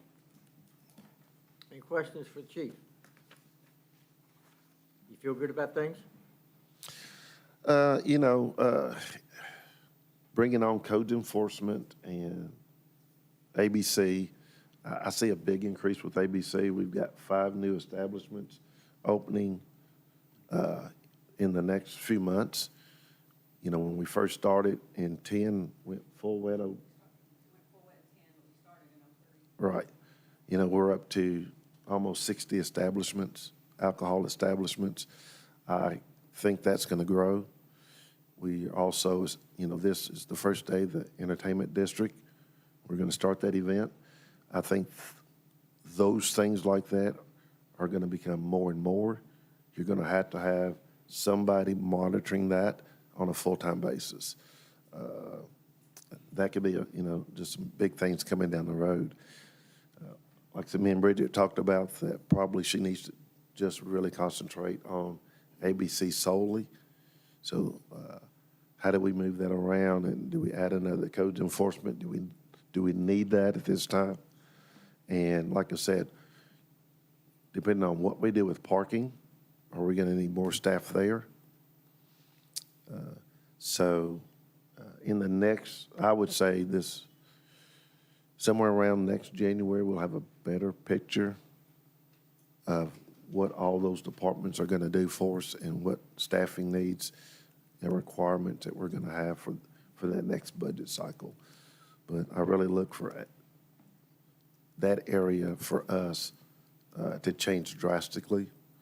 How do we monitor those people? How do they fit into our chain of command and stuff like that? We're probably going to need an officer to help with alcohol, to do some of the enforcement, to do some of the monitoring after hours.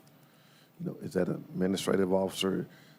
Is that an officer that works shift? How do we do those things? So we have a lot of questions. This is a lot of first, and but we'll bring it back to you next year about this time, and you'll know where we're staying.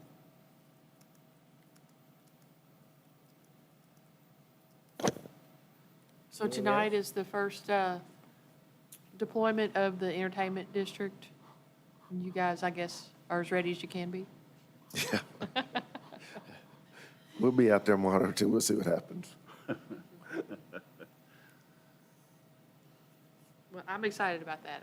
I think it's going to be a good thing. I think the community is excited about it, and I think everyone will behave, at least on the first night.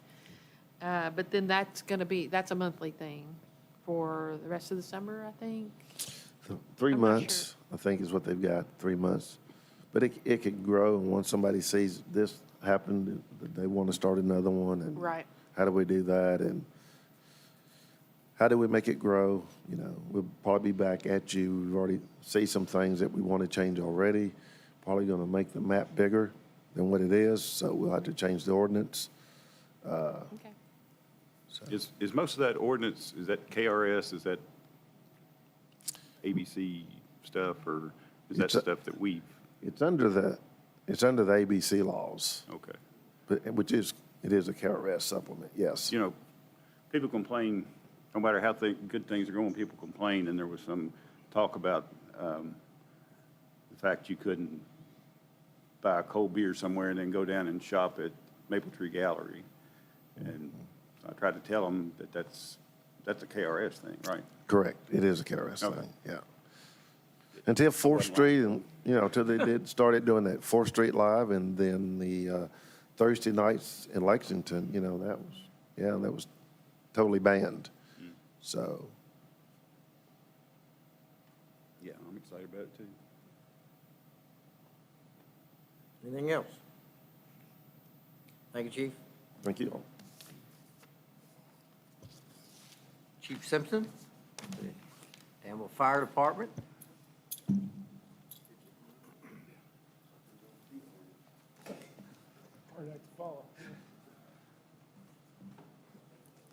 Good morning. How's everyone doing today?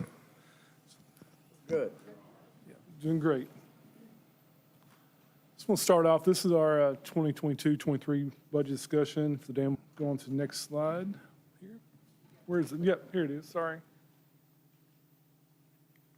There we go. Give you a brief description of how we operate. We have 2 manned stations at this time, cover 17.28 square miles of Danville city limits. We have 3 platoons, work 24 hours on and 48 hours off. We have 28 full-time staff. 24 of those are firefighters. So we have right now 8 per platoon. So we have 8 on staff today. We have 1 open position in the firefighter ranks right now. Last year was a huge year for us. We did over 3,100 calls, which is a record for the Danville Fire Department. Most of those calls, 60% of them were emergency medical calls. We did have some structure fires and also a lot of motor vehicle accidents. Our average response time in the city limits is 4.12 minutes. So they have 2 minutes to get out of the station. We have another 2 minutes or so to make it in city limits. 80% of our calls are inside the city that's countywide. It's EMS, it's everything. 80% of them are here in the city limits. So that number is actually larger than 3,100 if you take it in the whole county.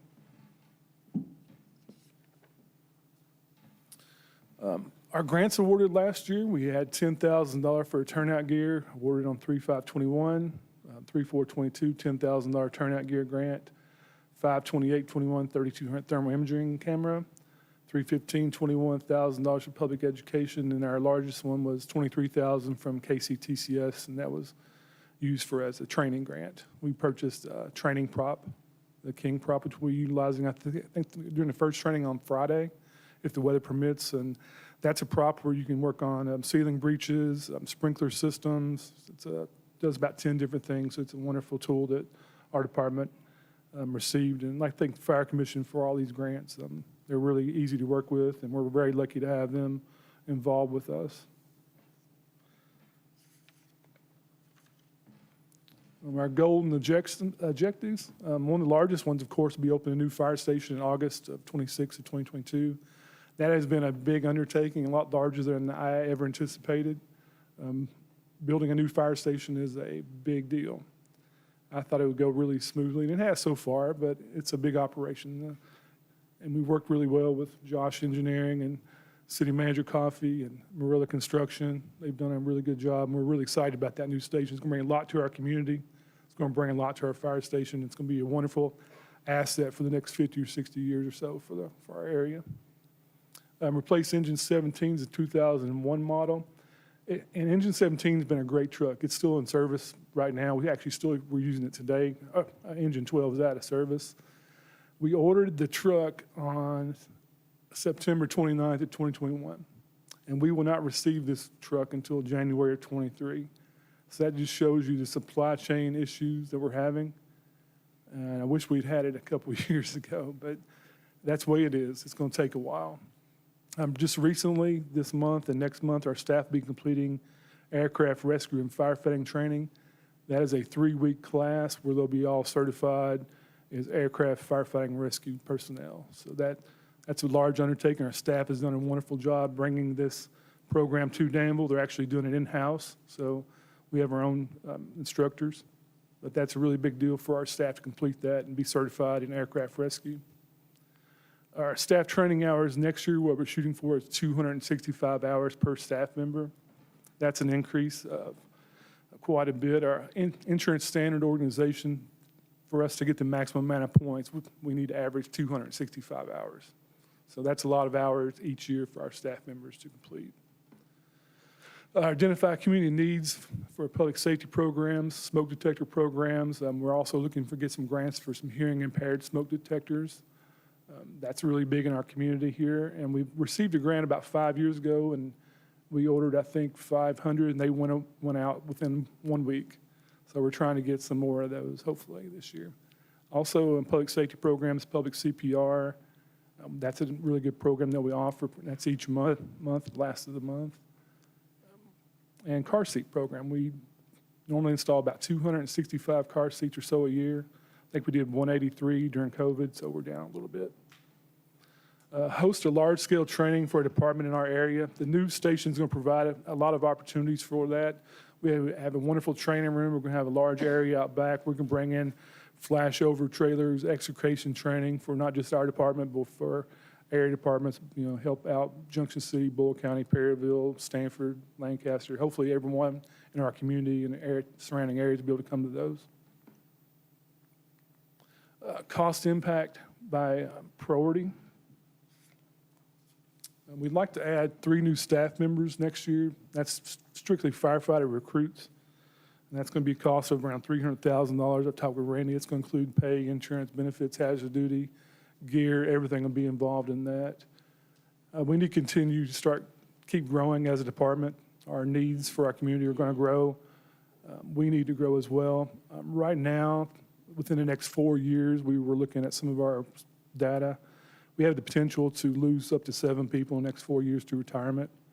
So that's going to be huge to lose that experience. So we need to keep bringing these young people in and young staff members and get them trained up. And we also like to have one training officer, a compliance position.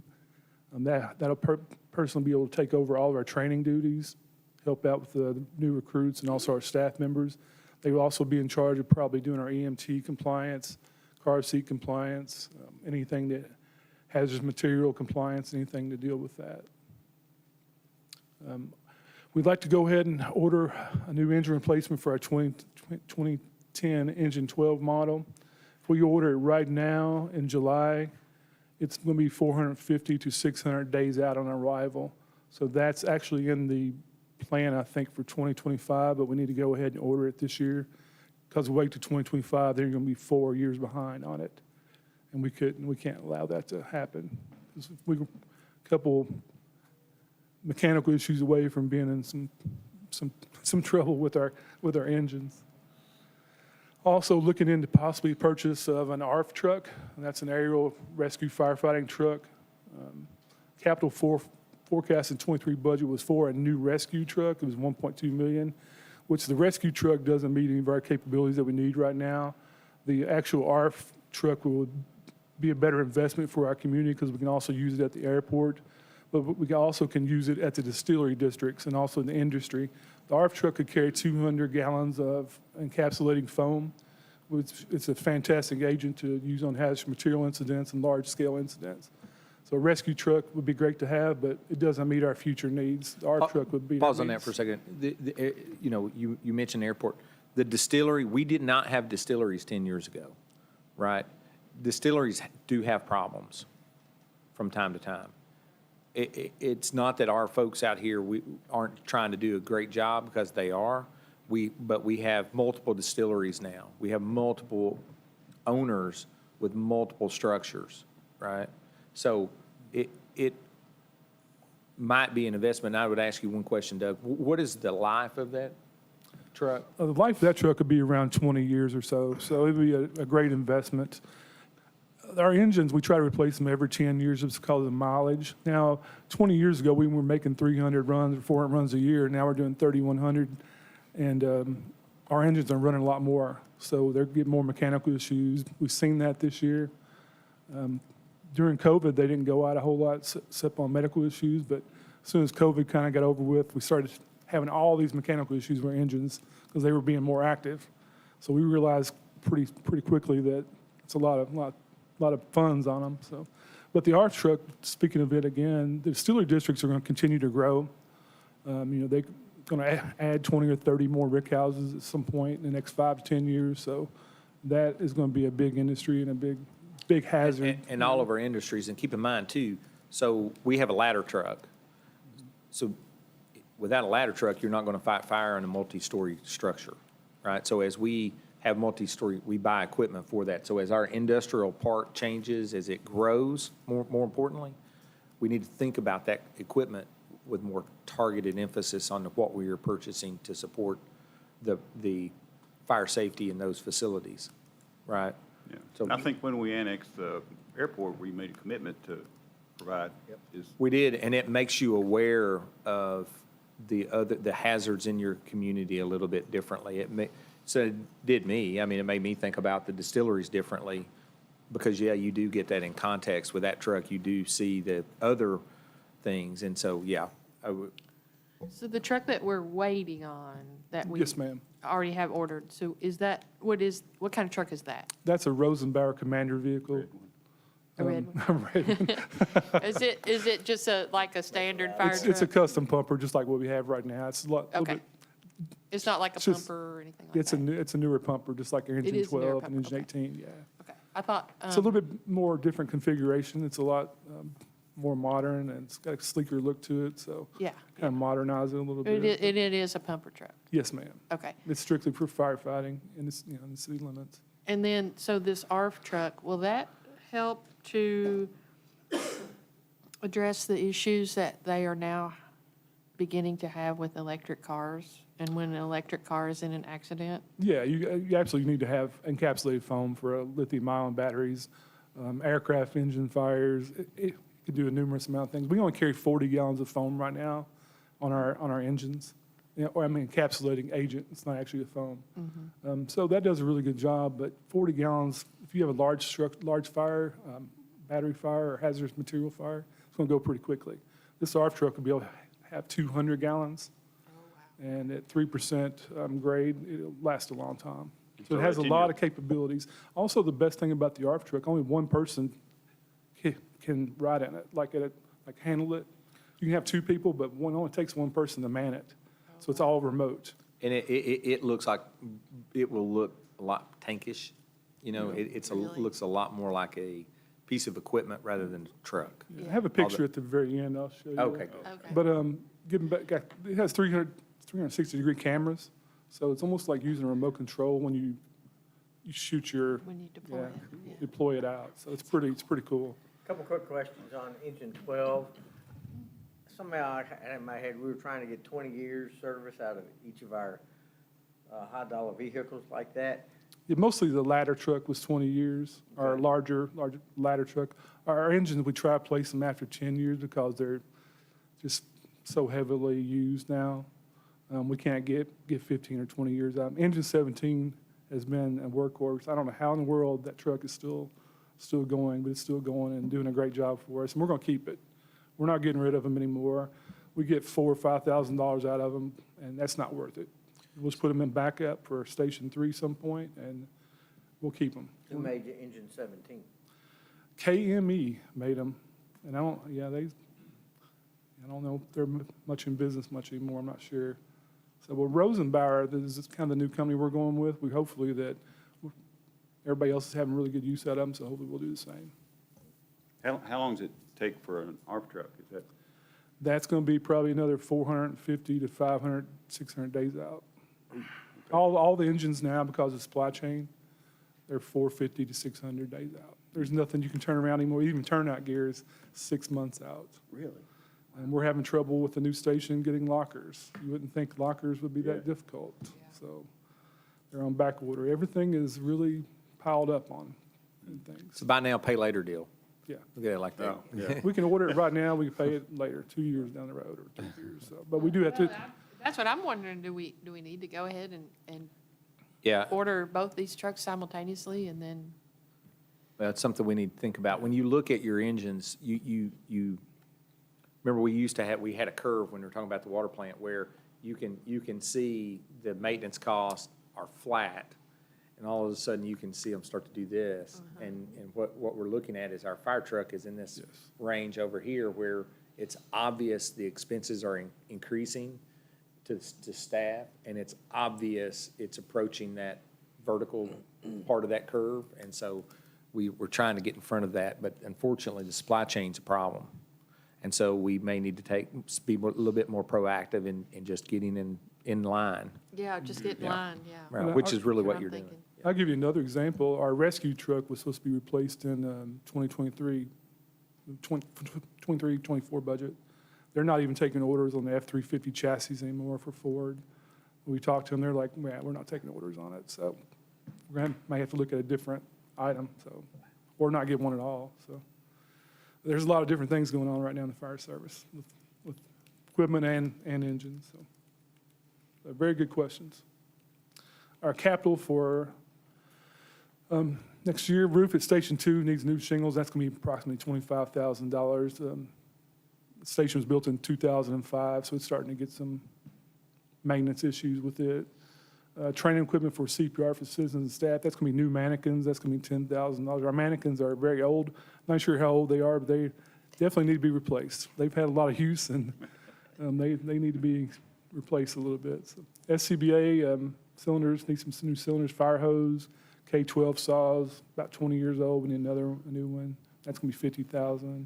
And new truck equipment for the new truck coming in January would be $20,000 for rescue tools. We already have some tools and we've already ordered, but we'll probably need to get a few more to man that truck. That truck doesn't come completely, it just comes with a few items on it, so that would keep the cost down a little bit. Future projects, delivery of the new fire truck, hopefully in January 23. If we can order another one, delivered till 23, lead times are 450, 600 days out.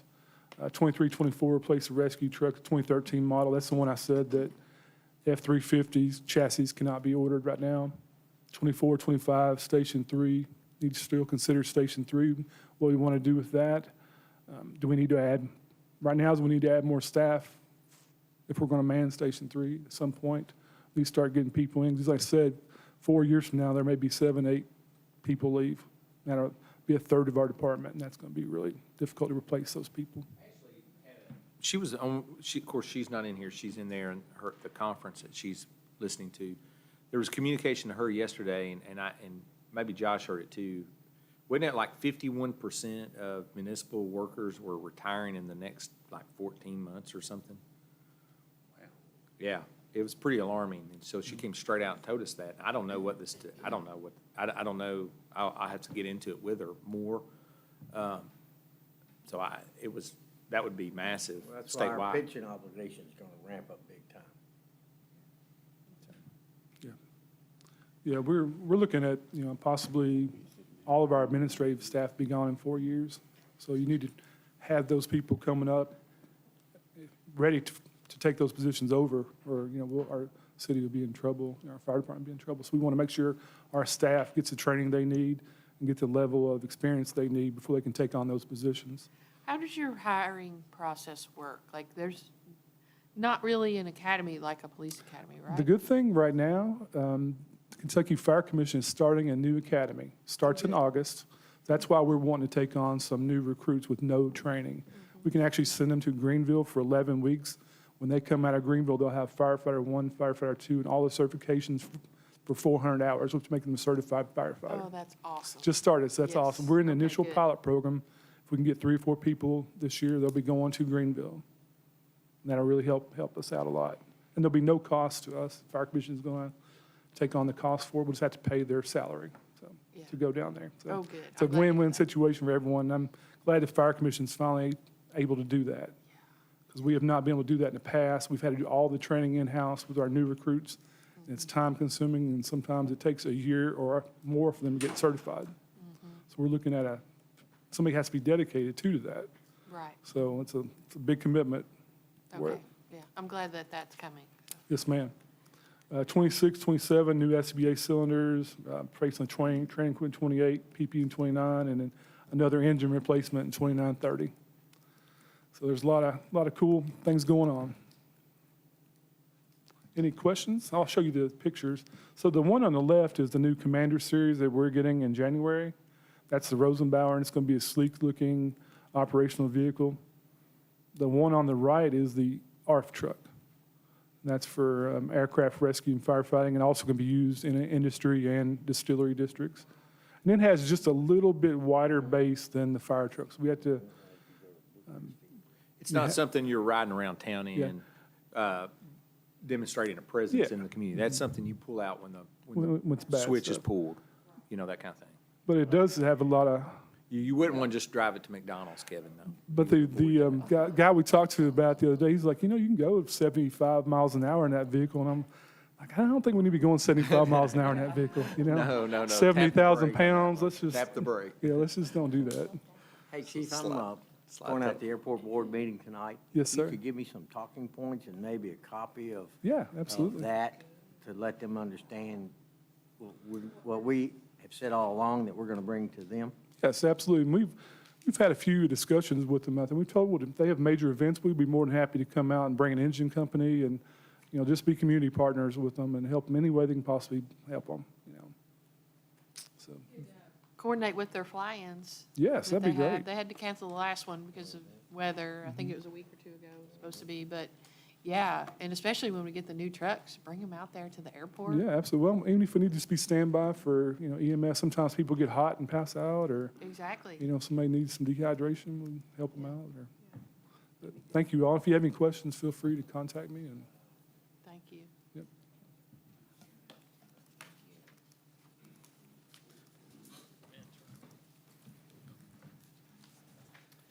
Next up. Public Services. I kept this presentation as high level and vague as I could, so we actually did that on purpose, not because, we only have 15 minutes, but I want this to really be a discussion, because my list is so long, I cannot get it done in fiscal year '23, so I want you all to help me prioritize it. I started our 10-year capital, I was kind of updating 10-year capital this morning, and I have 37 capital construction projects on my list right now. So we need, I can't do 37 Well, my first construction. question then is, do you need some assistance? That's- that- Do we need an assistant city engineer? I don't know, not yet, maybe. But I'm asking for some Not help in yet, this. maybe. I'm asking for some help in this presentation. So we'll see if that gets me a little closer. I don't want to add 5 people at one time. by And any then there's means. the other thing, and everybody's tired of me hearing it, but what happens if something happens to Josh? Oh, I'm easily replaceable. It'll be fine. Yeah. On 37 capital projects, you're easily replaceable? Hey, well, just, I mean, I'm being serious. I You have to look at continuity here. yeah. And that's part of, we'll need to look at that at some point. You're right. I'm kind of joking a little bit, but one of the things, I got the org chart here. We have 16 employees kind of under my umbrella at this time. I'd like to add a 17th. I've kind of hidden it in the middle there, administrative analyst. That's enough right there to clog your day. Well, thankfully, I have really good staff that do the management part for me pretty much. They do a really good job. I don't have to worry about the day-to-day operations very much. Otherwise, yes, I would definitely be a problem. We're fully staffed right now. Everything's looking pretty good. Well, talking about retirement, I don't have a lot of staff that's near retirement. We're in pretty good shape there. So no big changes there. And that's another kind of trend you'll see here is we're not going to change a lot how we do things operationally in these departments. If it's not broke, don't fix it kind of thing. I think we've got some things we need to emphasize. And I'll kind of get into those when I get down to the public works and the cemeteries, the stormwater slides. But for engineering, these are in no particular order, and this is not the full comprehensive list, but kind of things we'll be working on this year. And a lot of it is going to lead towards capital projects. I've got in here parks and downtown master plan implementations. That's one line that's like, that's a huge undertaking by itself.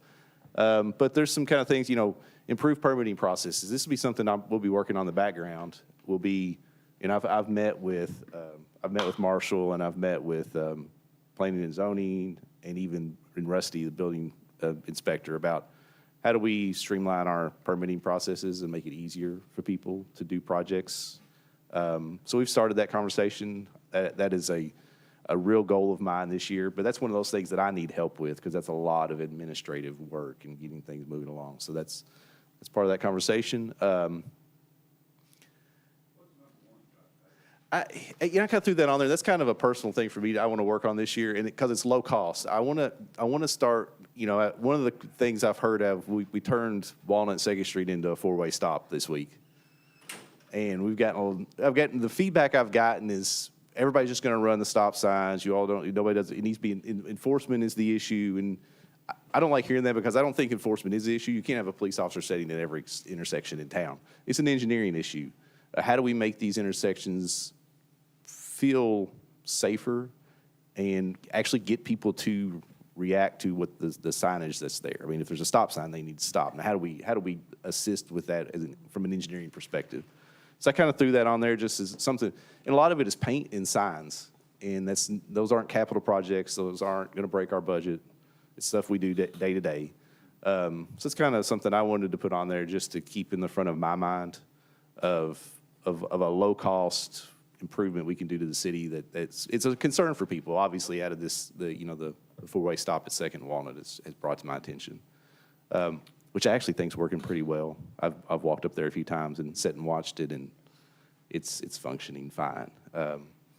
And I think, we'll see some savings out of that instead of having to upgrade that signal. Well, for me, the city spent, quite a bit of money lowering the utilities along Walnut Street.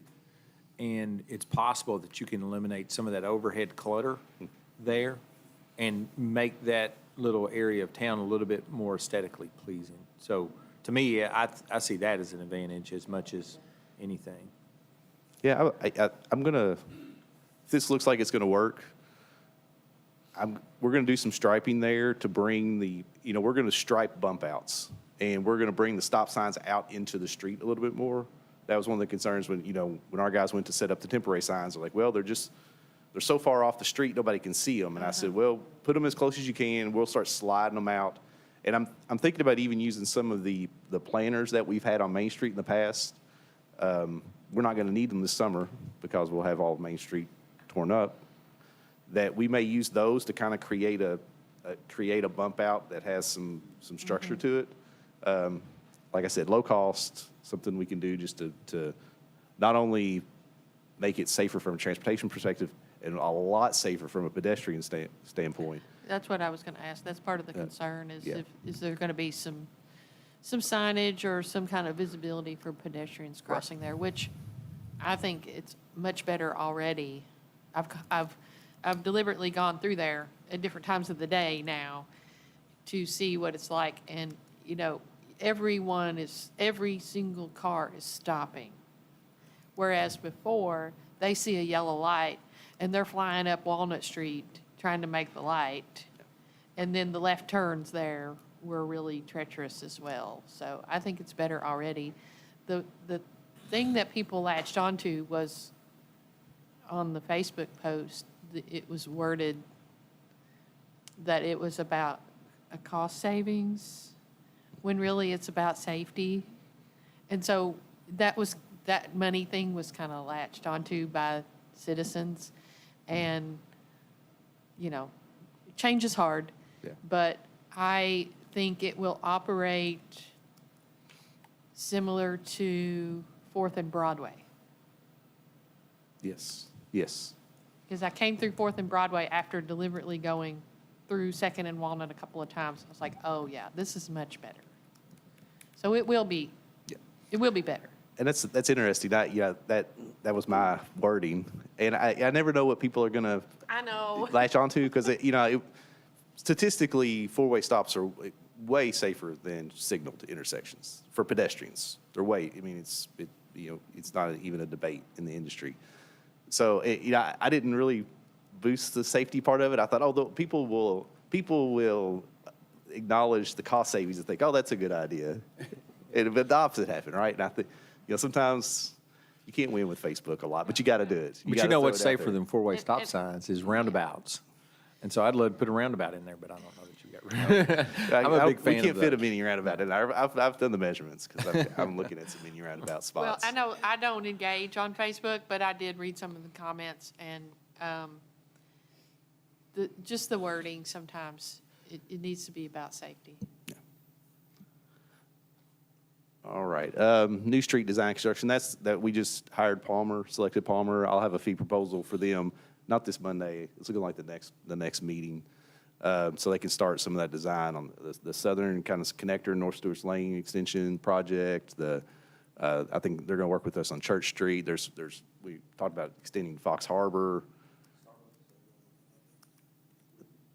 Starbucks, we're pretty much ready to stripe. I need to sit down with Public Works and with Central Seal and come up with a plan because that Second and Walnut intersection is easy compared to what we're going to try to do at Starbucks. So that will be, I have to word that Facebook post very well. Yeah. All right. Anything else on assist with comprehensive plan development? That's something that you've been talking to Earl about with comprehensive plan, with planning and zoning. We will be helping out with that a lot in fiscal year 23. Public Works Garage renovation, should have plans on that soon to bid that out, but that'll be a project we'll be working on at least the first part of the fiscal year. And then I kind of lose track of it because I'm working on a lot in the background and we don't talk about it a lot. The Brownfield grant that we got with EPA is something that it's ongoing. We've already done a couple of phase 1 assessments on properties downtown. I need to get publicity out about it more because we're going to need a lot of public involvement in that project. So, but that's a 3-year grant, so it's just kind of now it's ramping up. But I think over the next year we'll have a lot of progress on it. But the good thing is it's not a lot of work for staff because it's a grant. It's 100% match. We've got a consultant that we're paying with that grant to do the work for us. What's the total amount of the grant funds again? It's $300,000. Where can a person like myself find out what qualifies for brownfield? I've had people ask, and I don't really know even where to send them. So a phase 1 really tells you that. You can, anywhere you have a condition that's unknown, you can do what's called environmental phase 1. That's what the grant pays for. So any property, just about any property owner of probably a commercial property, I would suggest is probably eligible for some part of it. Yeah, I mean, technically, any property's eligible. It's just whether it's useful or not on that property. Yeah. And they can just reach out to me. I mean, I can talk to them and see if it's something that would be good for their property. Yeah, I mean, we're having to convince people that it's a good thing for them to do. It's because everybody's like, what's the catch? And there's not a catch. You know, this grant will pay for a phase 1 assessment on private property. It will pay for a phase 2 assessment as well if there are things that pop up during the phase 1 that need to be further studied. And a phase 1, and just so people know, phase 1 it's not invasive at all. They're just going to come take pictures of the site, study the history of it, see who's owned it, see what it's done. You know, it'll take a half day. They'll come take some pictures of the property, and that's pretty much it. Now, phase 2 is when they actually start sampling. You know, they're going. If it's, there may be asbestos in this building based on when it was built, well, they'll go come take some samples and see if there is, but that's what a phase 2 would do. And this grant will also then as well pay for a cleanup plan. It won't pay for any actually cleanup activities, but it will pay for a cleanup plan. And then you can turn around and take that cleanup plan, put it in for a cleanup grant from the EPA, which is the next step. So it's a really good thing that, especially if a property owner is looking to sell their property anytime soon, someone comes in to buy, especially a commercial property that has historical uses, they're going to ask for a phase 1 just to see. And if they have that on file, I mean, they do expire after a certain time, but at least you have done that and you know what's there. So we're contacting people that have properties for sale in the downtown area. I'm going around and looking for areas. My focus right now is on parking lots, like we talked about earlier. We're part of the downtown master plan was turning parking lots into productive, property, and so a lot of those parking lots, they were filling stations or they were this and that. You see coal yard on the old maps and things like that, and they were just paved over without any cleanup done. So we need to find out what was under those parking lots before we go in there and start digging them up to put buildings on them. So there's a lot of those kind of properties we're looking at. And a lot of people don't know what a brownfield is. Right. So some education on what that is. There could be a property owner out there going, I don't know what a brownfield is, but once they find out, then they realize that maybe it would help their resale or just help to have that information.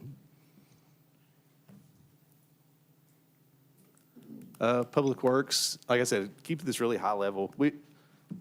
Manhole raising would be the death of me. We just keep trying to get it going, and we just can't get any momentum on it. But I keep putting it at the top of the list until we do. Is that a DOT issue? No, that's a city issue that we need to figure out the best way to do it. I mean, just to be straightforward with you all. I mean, I keep getting stuck in this loop, and I think we've been stuck in this loop for a long time of, well, let's just contract it out because we don't have time. And then we get pricing from people, and that's too expensive. Let's just do it in-house. We did it. And then we don't have time. Good path. At one time, we had, total disclosure, we had Danny Settles here in town. He had a methodology that he did it, that our inspector totally was excited about, and the wastewater folks. And so and his price then therefore was totally reasonable. We you know, we were on top of it for a little bit, but when he retired, we've not been able to establish any alternative to do it with staff, and it is near just, we don't have time. And so it would help contractors like that because it fits into their schedule. They'll have, you know, concrete they've poured somewhere and they're letting it cure, and so they've got time they can run out for 3 or 4 hours and raise 2 manholes, right? And then adjust their schedule to account, and it's more difficult for us because our work is project-based a lot of times, and it's continuous, and so it's hard. Which It's hard to goes fit back it to in. my question, I'm not sure you were in the room when I said, does he need an assistant? Josh? Yeah. Yeah, he does. I mean, he needs some type of administrative support to, I mean, it's like an attorney with a paralegal. You have to have some type of administrative support. And he's, you know, with the way we need to sit structurally, organizationally, I guess is a better word, he probably needs somebody right there with him, just in the same way Rick has somebody with him, Public Works has somebody with them, that, you know, we'll look at that over time. Do you plan on budgeting for that in this? Don't know, you know, we baseline budget, and then we see what we have to build from, and then come up with every department's got needs for staff, police, fire, Parks and Rec, I'm sure does too, and I know all of us can talk about that at length, and so what we have to do is prioritize that and try to pick what you can afford and make a recommendation based on that. Mayor, when you say assistant, do you mean like a true assistant engineer or administrative assistant or? That's beyond my pay Combination. grade. I would let staff determine. We don't, I don't think we need another, we don't need another engineer. You don't need another engineer. You want, so the consultant word, that is not a bad word. That enables you to economically and efficiently add expertise into the categories that you need advice on. So rather than hiring an engineer that may not know anything about structures, when it comes time to do the parking garage, you contract briefly with a construction firm, a structural firm, you hire a consultant that is an expert in that, then you get it done much more efficiently than hiring a staff person at a significant cost, right? So strategically look at that and use expertise in engineering field from outside vendors, and then let's work on what we need internally for staff to do an effective, efficient operation internally too, so. Yeah, I think right now that you know, I kind of try to evaluate what's slowing things down. And I think right now for me, it's administrative. That's why I had the administrative analyst on. I need somebody to help me kind of keep things organized and moving from an administrative standpoint. Now, 2 years from now, we get into, I told them earlier, I started my capital list, and it was 37 capital construction projects on my list. We get into that. My next request may be, I don't need an engineer, but I need somebody with construction experience to help me monitor construction projects. That may be the next request, but yeah, you know, just an on-site observer, pretty much, for all the construction projects. So maybe that's the next person on the list. You have to have, and the mayor got the benefit of me describing this yesterday, you have to have an owner's advocate on construction projects that is balancing, so you pay money to an engineer or some type of expert to give you a recommendation on things, but you have to have balance, and so you have to have an owner's advocate present to navigate between your contractor, your state recommendation, your engineering expertise, and the city's finances. What's in the best interest of that group? And so we've always relied on engineering to do that. And so we do probably at some point in the future, when you get heavily invested in more activities, as they're spread out, one employee can monitor probably 5 to 8 projects pretty easily, but that's a full-time job, right? And so if you get into 24 projects, you're going to have to add a little bit of support from somewhere. Sidewalk extensions, we're going to try to prioritize connecting some of our sidewalks together. We've got some gaps on Lexington Avenue. We've got some gaps on Maple Avenue. So that's going to be a priority for Public Works staff. Talked to Rick Henry, the Public Works Director, about this the other day, about evaluating our striping. I put that first. So you probably flipped those. That's how it kind of came to my mind when I was filling this slide out. Evaluate conditions. So I want him to evaluate the condition of all our city streets. This is kind of another one of those things I think it's been a while since we've really done. Just so we can then, it helps us when we start doing paving lists. Okay, we've got we know what streets are really bad and we need to prioritize. Welcome to Danville signs. We're trying to get some pricing together now for what that's going to look like if we replace our Welcome to Danville signs.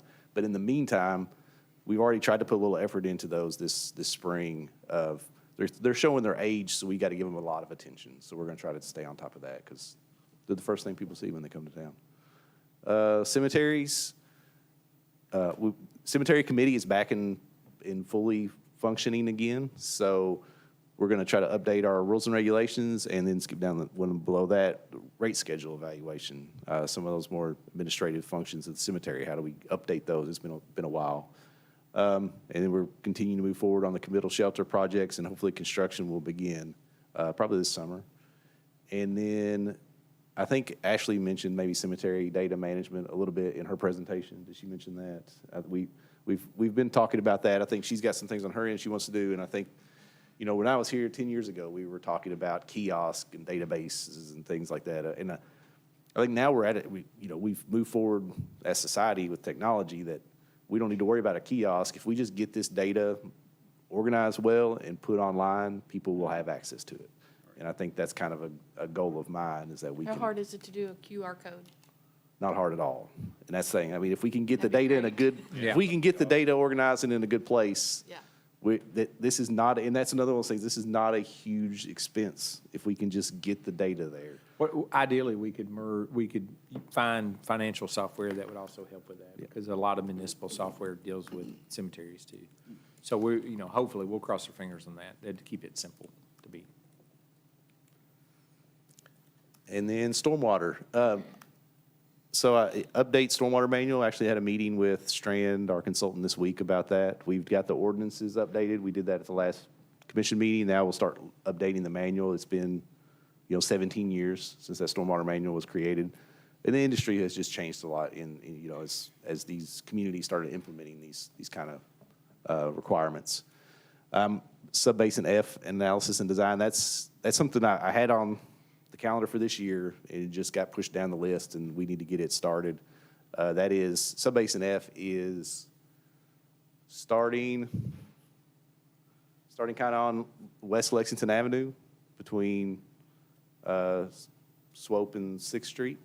It's kind of your start, and it goes north along Old Shakertown Road, and ties in to Spears Creek at Streamland. That's Subbasin F. We have a lot of flooding issues with it downstream. We have a lot of old infrastructure issues on the upstream end of it. It's a big one. I think there'll be some pretty big projects come out of that. So we'll kind of keep that on our 10-year capital plan for stormwater. We'll definitely have a lot in there for Subbasin F. Stormwater utility billing audit. The stormwater utility billing hasn't really been maintained very well for the past 10 years or so. Just be completely transparent. So that's one of the things the administrative analyst that I'd like to bring on board. You talked about budgeting. I'd like to budget that position under stormwater. If they can help me audit the stormwater utility, it will probably pay for itself. That position will. I believe so. So I think that's one, looking at a budget-wise, I don't think it's going to be an impact to add that person to our team. They're not just going to do stormwater. I mean, they will help with, I need help with the stormwater permitting portion with review of projects and keeping up with, erosion control plans and who we need to be doing inspections on, those kind of things. That person will help with that. But then they'll also help with just general administrative tasks. Last week, our stormwater annual report was due to the Division of Water. That's a big undertaking for me, and it's paperwork. It's a lot of paperwork, and putting all that together and organizing it. Help with that will make me more efficient and be able to work on other things. When you say that it would pay for itself, is that just savings, or is that some money out there that's not being captured? It's that money not being captured. Okay. We're probably not billing everybody everything we should for stormwater, because I'm not sure how we've added things that have been built in the past 10 years, how we've accounted for that. Because, the stormwater bill for commercial industrial properties is based on their impervious area. So if they've changed their impervious area, their bill should have gone up or down if they've removed it. But I don't know how good a job we've done monitoring that.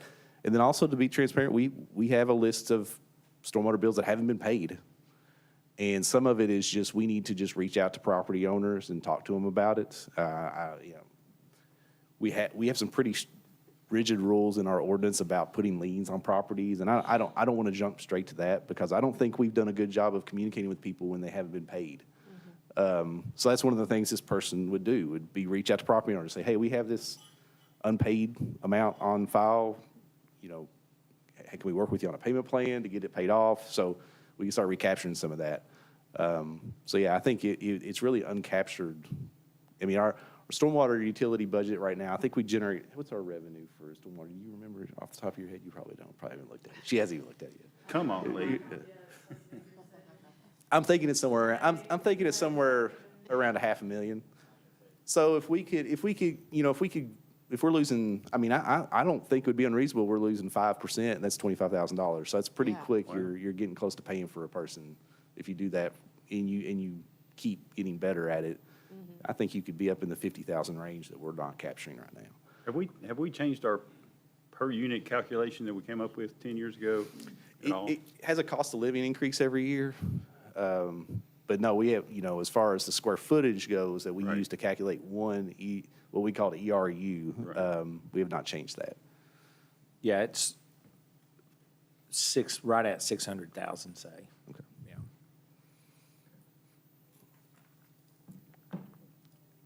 And that's it for me. Anything else you all would like to talk about? I mean, I know big parking discussion earlier. I was kind of keeping track of back there while I was working, listening to.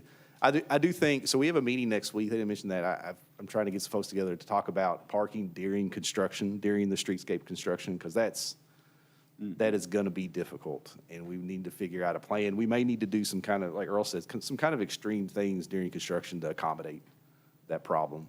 So that's what we're going to try to come up with a recommendation to you all. And then while that's going on, in the meantime, we'll be working with CenterWorks to develop a actual plan for when we can open the parking back up on Main Street. What are your ideas on extreme recommendations? Well, like Earl said, we may need to open up our lots. We need to figure out what we can do with our leases that we have, and I don't know. I don't know what people are going to be willing to accept. People that have paid to rent spaces. We need to figure something out because we've got to make parking available to people. We keep telling businesses we're going to keep access to your front doors open. But if nobody has anywhere to park, that access to their front door is not going to matter. So we're going to, I think the parking garage is a key component of that. Earl and I have kind of talked about that a little bit, that if you go to the parking garage right now, there's a lot of open spaces in the parking garage. So how do we utilize that resource that we have? When the hospital was going through a major renovation, and they took up a lot of their parking, they secured temporarily parking at KSD on the southwest corner on 3rd and what's that through street there? Jacobs. Thank you. And, they laid down quite a bit of rock for that. Might see if that's still usable and available, and if so, can we just rent a bus and run a shuttle? I mean, it's not the best thing, but it beats walking, and it beats trying to deal with all the other inconveniences that everybody's going to run into. Yeah, I think there, with talking to businesses downtown, there's this perception of what this is going to do to them. And I don't know, it's going to be, we need to talk to them and see what they think will work, right? I think a shuttle probably would help things, but if they don't see the benefit of it and think it's not going to do good, then we probably don't need to spend the money and time on it. So I think we need to come up with a good plan, talk to businesses about it, talk to people that we've leased spots to, and see what we can do, because we're going to have to do something. But a temporary spot's not a bad idea. I need to think about that a little bit more, because we have space that's not parked in, that we wouldn't even need to, if we're gonna do a shuttle bus, we wouldn't even need to find new areas. I mean, we could let people park at Jenny Rogers and do a small little shuttle from there. I mean, that's, those, 40 spaces or so, they're not used during the day. So, I mean, there's things we could take advantage of. That's one of the things I'm trying to do right now. I've talked to Bridget a little bit. I want to create a database of parking is a resource, right? Like we have a resource that the city has a large amount of, and we let people use it. So how much of that resource do we have? How are people using it now? How do people want to use it in the future? I think there's a lot of those things. I'm trying to kind of wrap my mind around to get ready for this, because I think we've got to answer some big questions over the next 6 months that deal with parking. The post office has a lot of spaces that are empty a lot of the time. They do. I know that's downhill, but if you're gonna do a shuttle, you could do some, Yeah. like some golf carts. The hospital did that for a while. I think it was mostly for their employees, shuttle them back and forth from their remote parking. I mean, I think some kind of shuttle, even if it is golf carts, would be beneficial and kind of make everybody a little less anxious. Okay. What's the timeline again, Josh, from the time we break ground till we finish, hopefully? What's the? So the plan right now is to break ground after brass band. Right. And to have, so when they're working on Main Street from 2nd to 4th, they're going to close one side at a time. Okay. So they'll be working on the south side for the first 2 months and the north side for the 2 months after that. Okay. And that we'll be able to accommodate pedestrians during that time. We'll be able to keep traffic flowing reasonably normal. But parking's going to go away on both sides of the street during that 4-month period. So from June to October, you're not going to have more parking on Main Street between 2nd and 4th. And I think I just did the math. That's like, That's gonna be that's like all- 120 spaces almost that you're losing for that 4 months. So that's gonna be the whole time on both blocks? Yeah, because you're shifting Right. your traffic over into the parking lane on one side and you're working in the parking lane on the other. Mm-hmm. So both, during both time periods, you're losing both sides of parking.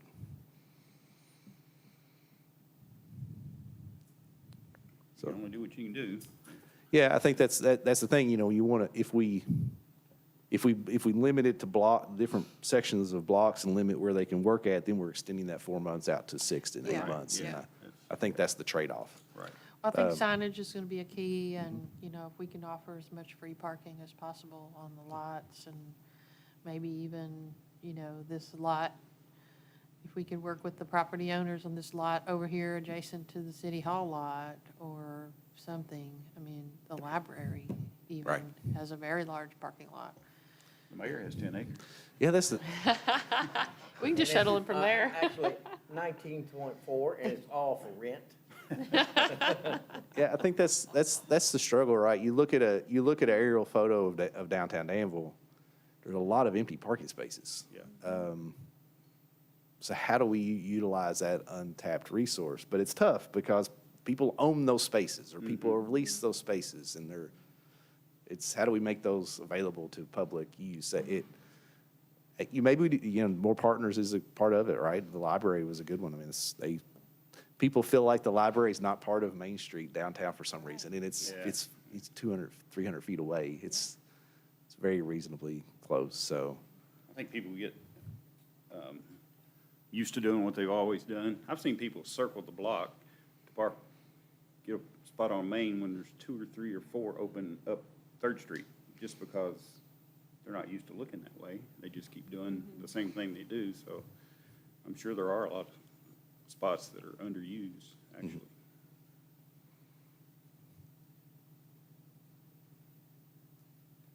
all right, So just fix it, Josh. Just that's what we're gonna do. We're just gonna fix it.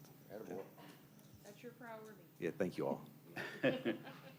Oh, I was going to ask you, Josh, could you send us your request? Are we going to get these? Because if you want us to prioritize them, kind of study on them a little bit. That's a good point, I forgot about that. Do you want a quick break, or you want to have it? Hour. Do you need break? I need like 30 seconds. Take it. 15. Tammy? Let's go right on with the, we still have quorum. Let's move on with Parks and Rec.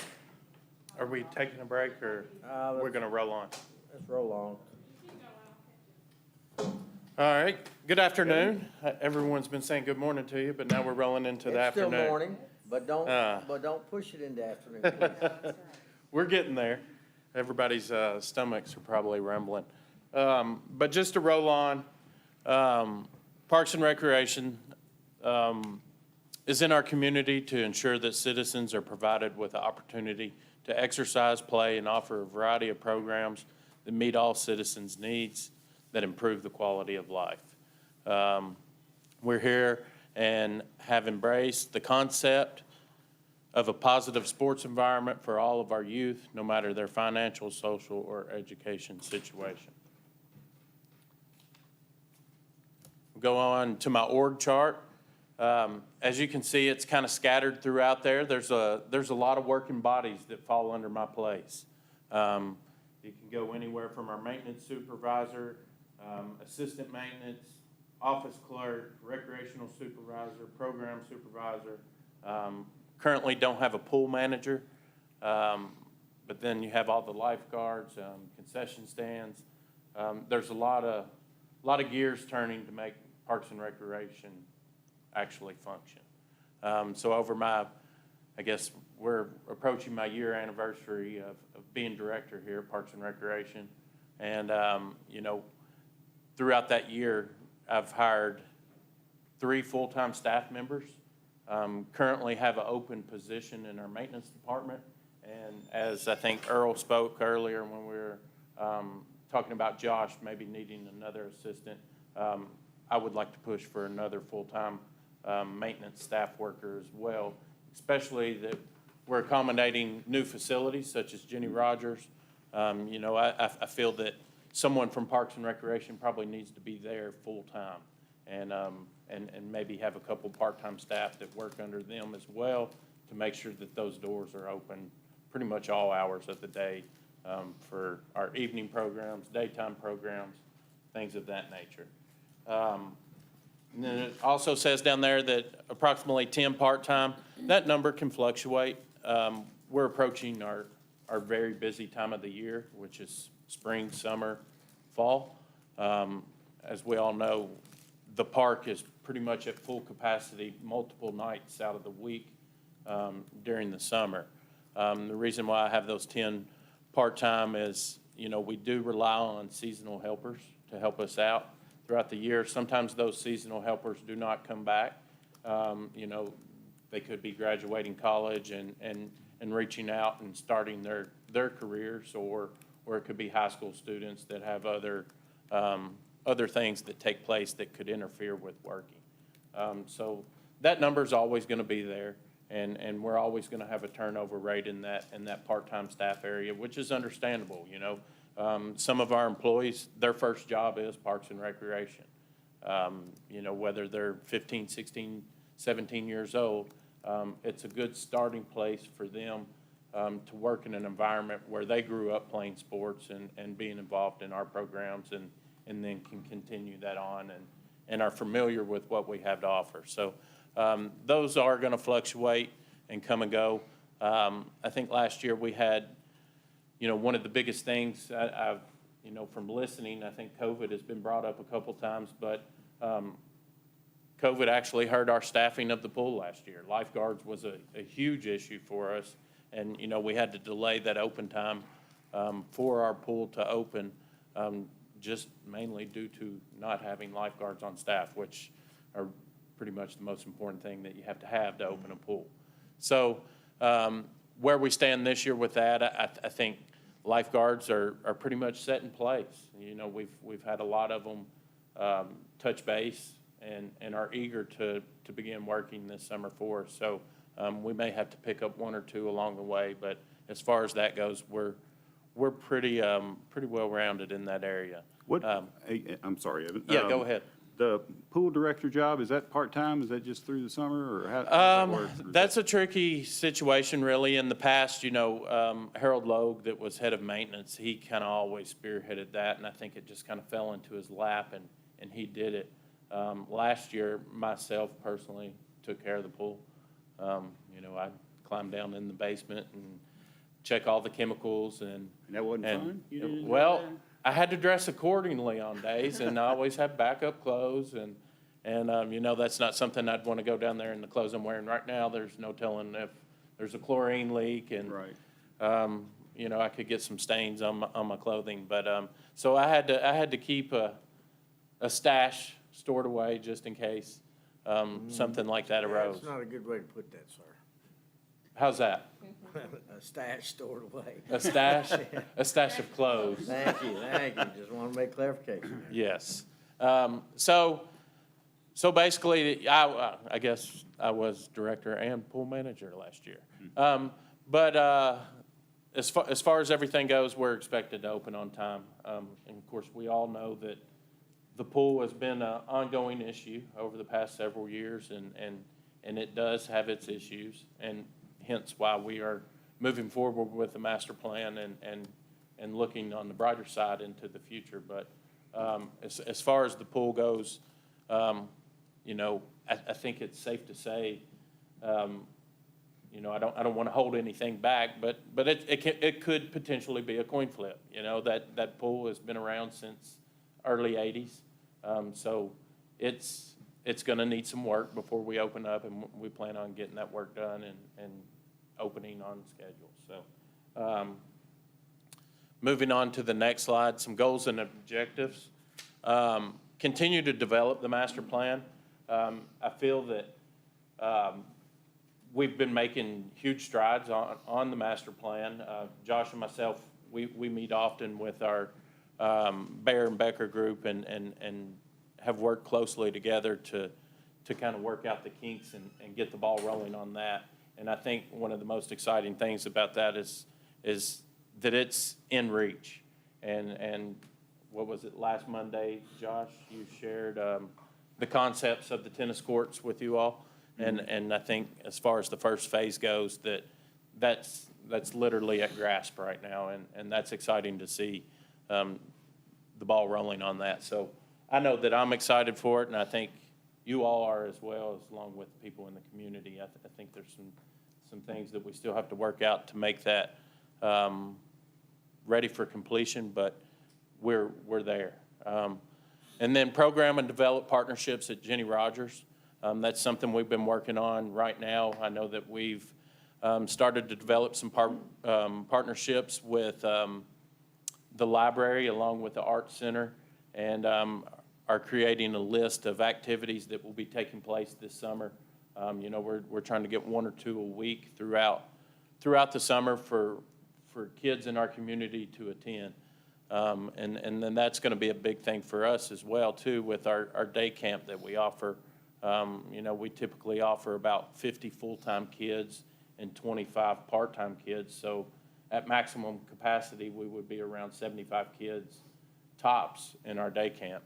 And us as a staff at Parks and Recreation really like the idea of being able to utilize that Jenny Rogers facility. That way, those kids aren't just at a swimming pool all day long.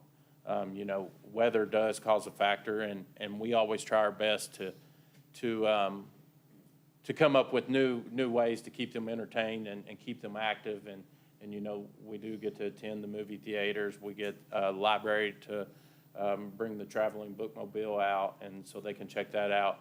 We try to get arts and crafts going with them. But in the past, we have been limited to just Bunny Davis. So that's going to be a huge asset for them, just to utilize gym space. And then along with those partnerships, to be able to have arts in the library involved. And so it's not a constant same thing every day. So we really envision that program growing the more space that we have. And I know that we have a lot of interest in it. And the reason why I say that, just because I know every year that we have a waiting list for children that want to be involved or attend our day camp. another thing with our day camp that we're still trying to work the kinks out, is we always partnershiped with the school system as well. And we always try to feed the kids, you know, breakfast and lunch to make sure that they're getting an opportunity to eat. And so there's a few things that we have to touch base with the school system, try to get worked out. But that kind of leads me on. I left it off in a couple slides, but I want to touch base with it. And I think it's a great idea. I've mentioned it to Josh, and I think he's on the page with me. But, you know, something that Parks and Recreation, and not just us as a department, but maybe for the whole city, that could benefit from this is, as you know, we need some kind of transportation. And you know, when we do have those day camps and we have several kids involved, you know, I think we could have them tour the fire station, you know, have them tour the police department, and you know, it could be educational as well. But it's hard to transport that amount of kids. And Let me jump in there and talk about transportation for a second. We're going to have a discussion at a regular commission meeting soon on it. We're the folks with Bluegrass Community Action, Bluegrass Ultra, who have a center in the parking garage. We've been talking to them about modernizing or just really revising how they do business within the community, having more direct routes.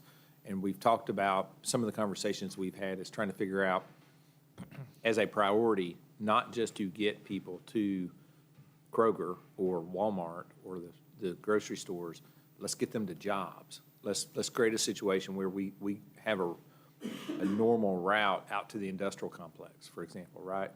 And that's a big obstacle for some people filling those jobs. And I feel sure there's people in that, because I see them walking on the road. I see people walking to work, right? And so we're trying to have that conversation. We met with them. I know Josh has met with them separately. And so what we will do, Evan, just so you know, is we will try to talk about transportation access in the summer into parks and things like that. We'll add that to the list just to give you all an update. But I wanted to put that on your all's radar too. Didn't they help fill the gap during construction on Streetscape too? I don't know, but that'd be something we'll talk about. So we'll anticipate at least one or two meetings with continue the dialogue that's already started, and then we'll hopefully have something to talk about with you guys soon. Okay. Yep. okay, awesome. Just to continue, provide high-quality programs and implement new programs for Parks and Recreation. You know, we just recently hired a new athletic supervisor, I guess, late summer, last fall, and she's done a good job of getting her feet wet, and I think she's starting to feel comfortable in the position because it is a lot to take on. There's a lot of wheels turning in our programs that she has to stay on track of. So this summer, we expect to start implementing new programs. A couple that I have in mind that I want to see take place, and I think I've mentioned them to you all in the past, is outdoor volleyball. That's a huge hit, and even, you can go into partners as beach volleyball. So that's two different programs within itself, and you can turn around and roll it into a third program with indoor volleyball league inside of Jenny Rogers. So that's kind of three programs all in one within itself.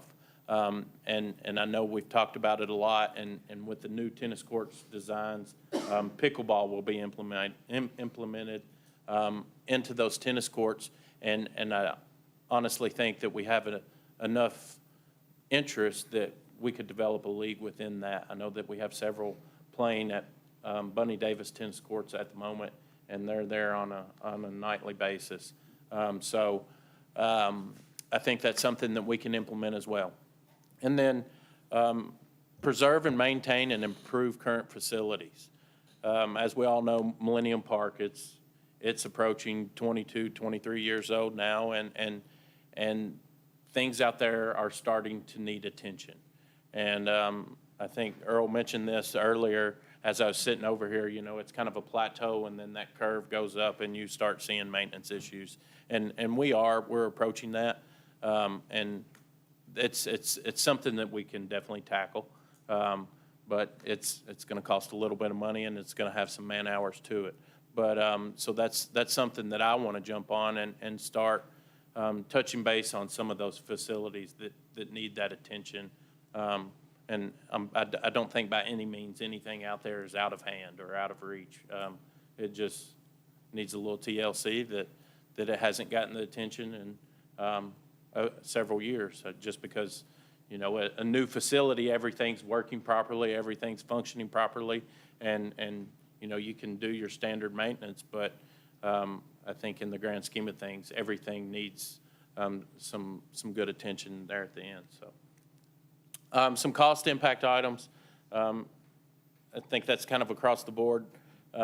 Full-time maintenance, I would like to add another one of those. I mentioned that earlier, just because we are accumulating new facilities and we're growing as a Parks and Recreation. And I think we all know as you grow, you need more working hands to help that operation continue at a high level. And then this is something that I'm thoroughly interested in, and I know that price tag is estimated up there, but it's beneficial for Parks and Recreation, and with the age of our current PA system, it's approximately 20 years old, and that PA sound system for all sports complexes would be at baseball, softball, football. And I know that we will be adding a PA system to our tennis courts as well.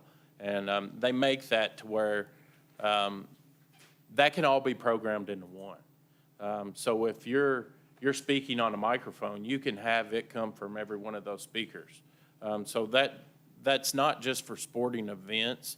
I mean, that could be for any type of event that you know, we want multiple people to hear a message or whatever, any kind of activity in the park. And that can be done out in phases too. You know, all those complexes don't have to be knocked out at one time.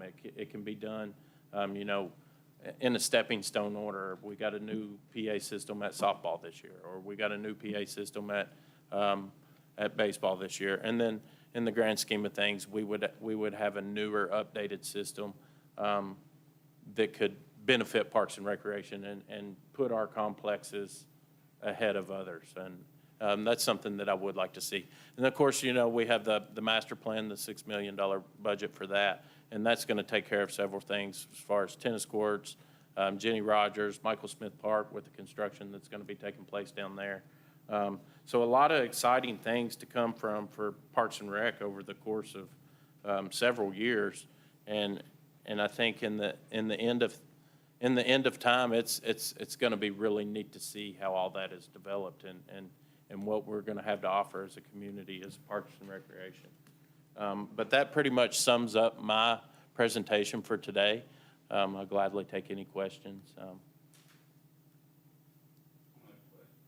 I don't have a question, but I wanted to give you some kudos. Number one, the Easter egg hunt, I thought was great. I don't know what you thought about it. It was a big hit.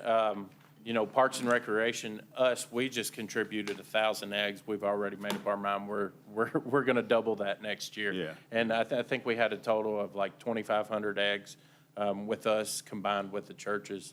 And we may even try to scatter out and utilize more fields. You know, it was a mad dash out there. Yeah. The kids enjoyed it. We had it broken down into age groups, which you have to do. They wouldn't let me in any of them. Well, you may have reached the age limit, you know. You can't go out there throwing elbows, knocking kids over. And the other thing was, it's really a breath of fresh air to hear you come and present the Parks and Rec budget. 'Cause I've been here, you were probably, I don't know, 8 years old when I started. So, but it always seemed like at budget time, Parks and Rec, it was like talking to a foreign country. They didn't seem to be, I don't know, we didn't seem to be on the same page, but it's been real nice working with you. And so I think we'll keep you for a while. Well, I appreciate that. I know I've enjoyed it so far, and there's definitely been some stress along the way, but what job doesn't bring stress? And it's an exciting role to be in, to be honest. And you know, myself, growing up in the community and participating in our programs that Parks and Recreation had to offer. You know, I never got the privilege of being in Millennium Park when it was new. And, you know, now that I'm in there, it really is something nice. And now everything that we're trying to add throughout the park system, I think is just great, in all honesty. We had a incident, gosh, I guess it was last summer, last fall, and it was like Friday night at 9 o'clock, 9:30, I got a phone call, and it was about maintenance, something needed to be done. People were arriving at 6:30, 7 o'clock in the morning.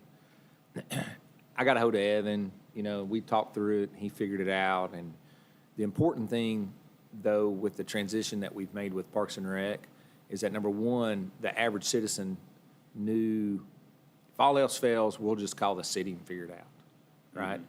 And so then that was layered with Evan having access and support from us, where we were able to say, Evan, if you need something, tell us, and we got Public Works. If we have to go out there and fix something, tell us, we'll be okay. His staff did a great job, got to it, everything resolved, everything went off without a hitch. But the point is that for the community, I think service was improved, not because I'm involved, not because Evan's involved, but because the system worked and the system was involved. And so I appreciate that a lot. Just as a citizen and participant, my kids have been out there a long time. I know we all have had kids participate, and all these guys have participated. But the system is better. I think the county appreciates that now a little bit more as we've grown into that, matured into that. And so I think now we've just got to move forward and try to make the department, make our services to the community what they need to be, and push that, and not just be okay, push that forward, you know. Dare I ask where we are on opening the pool? We kind of hold our breath. Well, I mentioned that we want to open on time. That is our initial plan. We're approaching that. So, to be honest, I'll probably end up draining the water here in the next week or so, and then we have some heavy cleaning that we have to do to the surface. We really won't know what needs to be patched up until we get that deck pressure washed and be able to observe what that looks like. I'm sure there will have to be some patchwork around the deck, which is, I mean, it's just something that we have to do. You know, we can't have, you know, a piece of concrete exposed to where someone could cut their foot or something of that nature. So we will have to do some minor touches to get that open, and then we plan on opening Memorial Day weekend. That's what we're going to shoot for. You know. Do you have lifeguards this Yes, year? we do. Okay. So we're pretty well staffed. We've had several of those reach out to us wondering when we are going to open, and we've informed them. You know, with the lifeguards, we have our Dart Sharks program, which is our swim team. You know, we're going to start taking signups for that on May 1st, which is a big hit for us as well. I mean, last year we held a couple swim competitions at Bunny Davis. And of course, they do travel as well and go to other venues to compete. But, you know, that has been a success, and we have some good coaches that are involved in helping them that actually grew up in that program. So they do have a passion for it. And as far as staff goes, we should be fine in a pool aspect.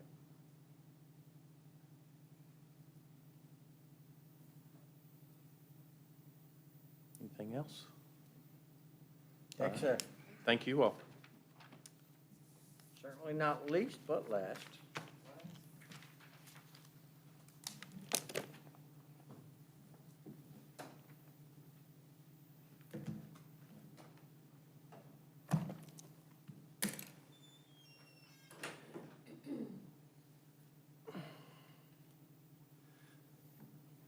We'll try to make this as painless as possible. I know you guys have been here for a while, so got a lot to unpack here, so we'll go ahead and get started. See if my laser works. Okay, so Utilities Department. So obviously, our goals are pretty straightforward.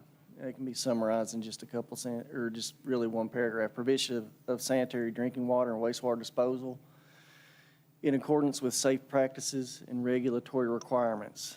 Now, really, what does all that mean? That just means we need to do the best that we can to provide these services under regulatory requirements. It's really what it comes down to. But the caveat to that is the regulatory requirements. There's a lot to that conversation from both water and sanitary sewer. So I put this graphic together to kind of give the viewers, maybe outside of the knowledge base, what we do on a daily and annual basis, kind of an idea. You know, obviously our intake is from Lake Harrington. That water is piped all the way to the wastewater treatment plant, where its chemicals are added to promote, you know, organic compounds settling out and clarity of water, as well as chemical additions for like Miox, for chlorine addition to the water for sanitary conditions before it's pumped out. It's pumped out to the public consumes it, and it ends up in the sanitary sewer system, obviously. And then once it's in the sanitary sewer systems, it's all collected and ends up at the wastewater plant, where it's treated yet again before it's being released into Clark's Run. And once it's released into Clark's Run, it ends up all the way over to Dix River and back into the streams to eventually end up as a collector basin for Harrington Lake too. So when I mentioned the regulatory requirements, this is just a synopsis of some of that. These are, when it comes to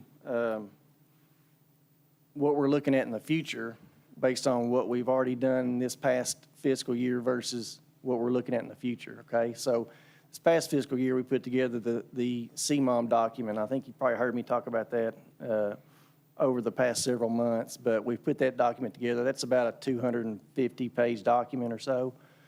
And really what that does is it's a self-assessment tool for the cities to use.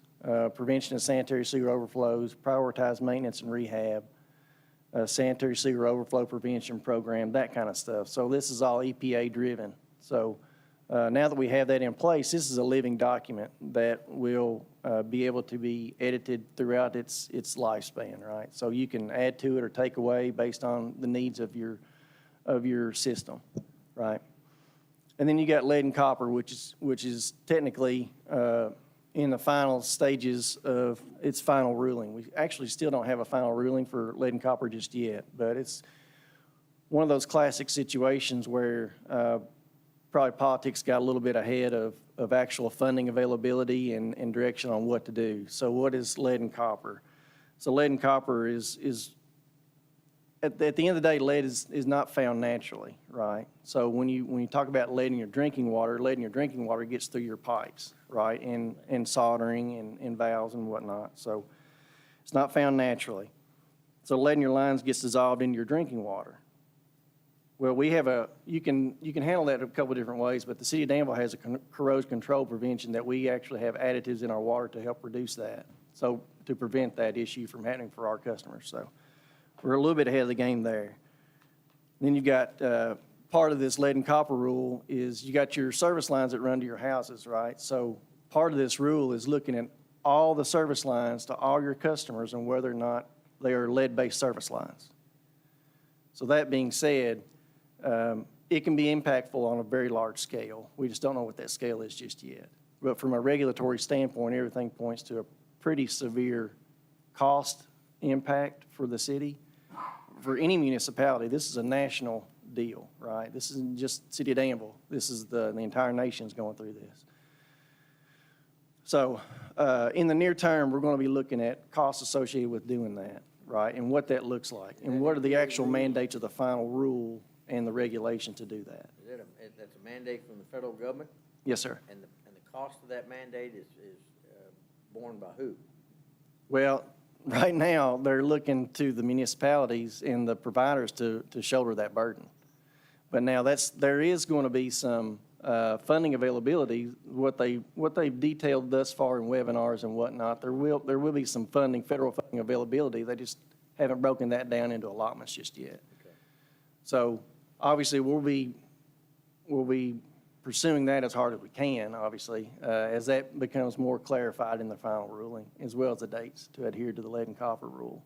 But I just want to give you all kind of an understanding and a heads up of what that looks like. So, and once you get into the regulatory requirements of it, right now they're looking at end of 2024 to be up and running programmatically. And what does programmatically mean? It means a 3% reduction of your lead and copper service lines throughout your utility, right?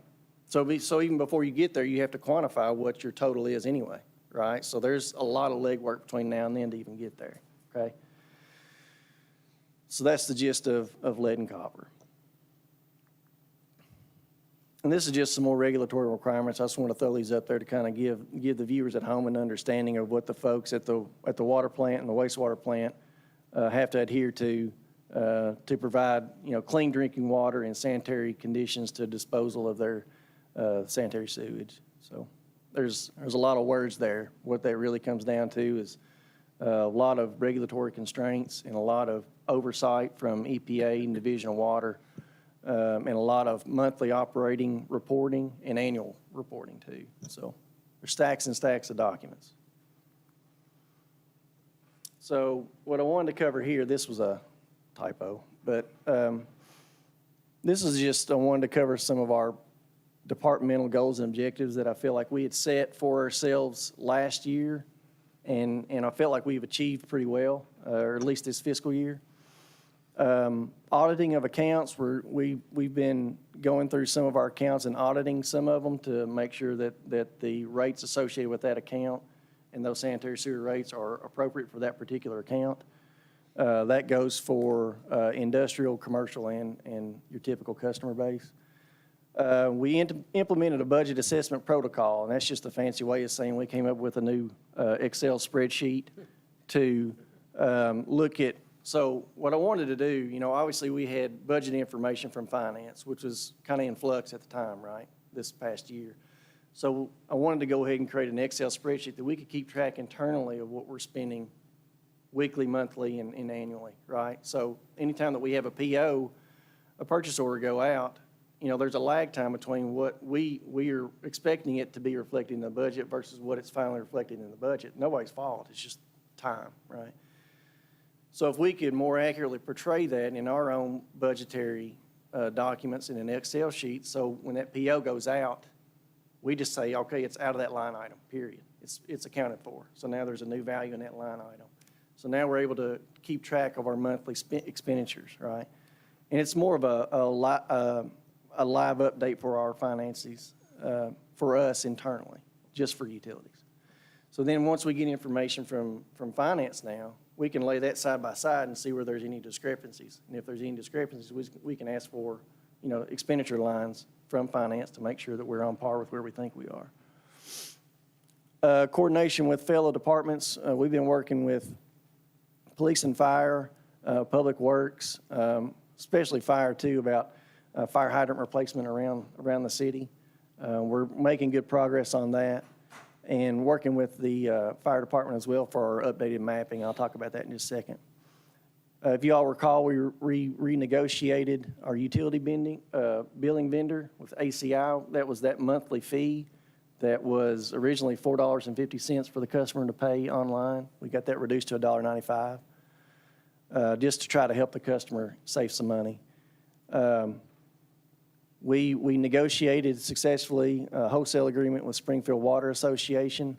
They're looking to facilitate that discussion in the coming year and get that water line built. That cost is actually burdened by Springfield Water Association.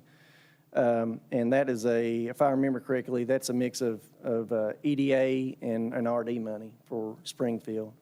But we've developed a good relationship with Springfield Water, David Bartley and those folks, so they're really great to work with. Improving customer service overall, automated customer calls. So if you're on the cutoff list and we still haven't received a delinquent payment from you, as opposed to go out and just cutting people off, we actually created an automated customer call where just monthly we would record a call, and send that out to those customers that are still delinquent, just to kind of say, hey, by the way, just let you know, tomorrow, we're scheduled to come out and cut you off. We just want to give you another heads up on doing that. So what does that translate to? Well, in a given month, we may have as many as 600 to 700 folks on the cutoff list, if not more, in some months. But when we go through this automated calls, that may drop to like 150 or less. It may go down to as low as 100.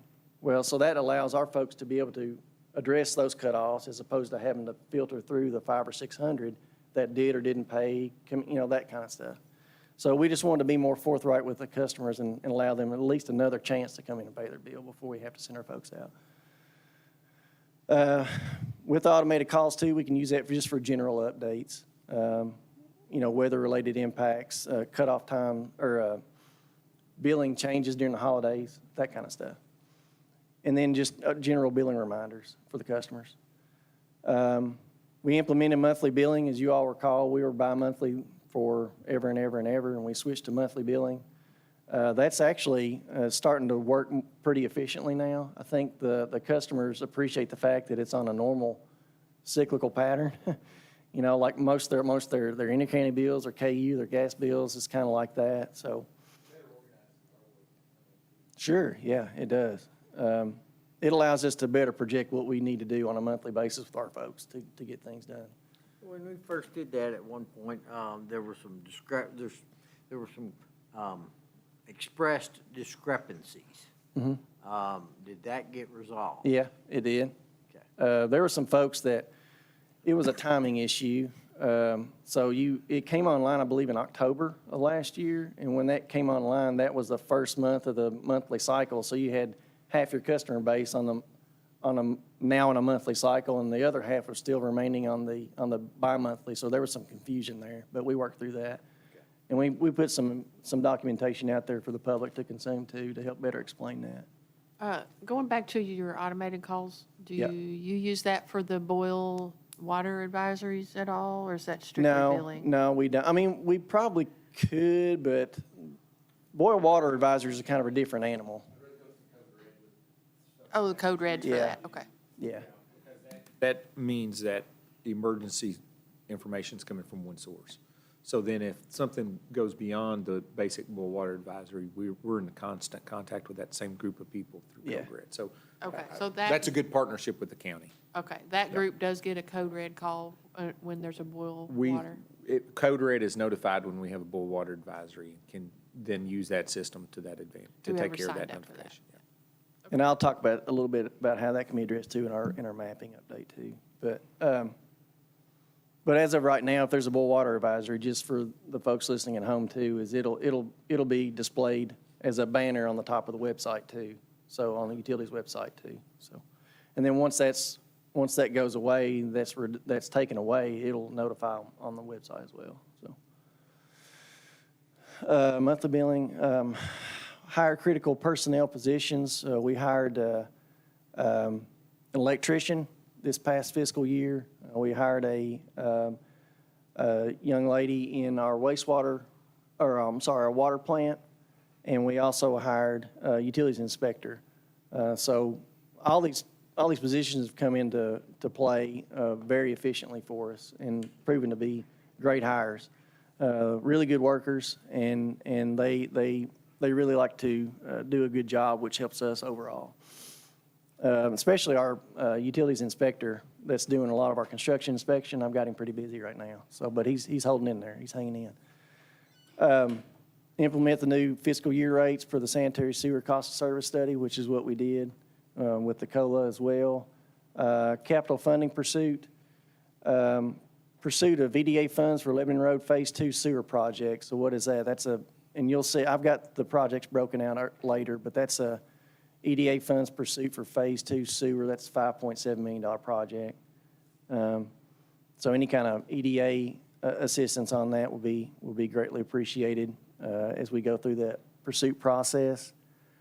We got ARPA funds already in place, and we have some more ARPA funds coming in the near future. We've been in communication, and Earl's kind of spearheaded that communication with the county too, of looking to see what type of utility infrastructure costs could be shouldered by the ARPA funds that it's allocated to the county as opposed to the city, right? So the county's been working through some of those aspects to look at their expenditures versus what we feel like we need to expend on our side too. So most of that will be going towards Parable and Junction City for the county side, and then the city on the city side.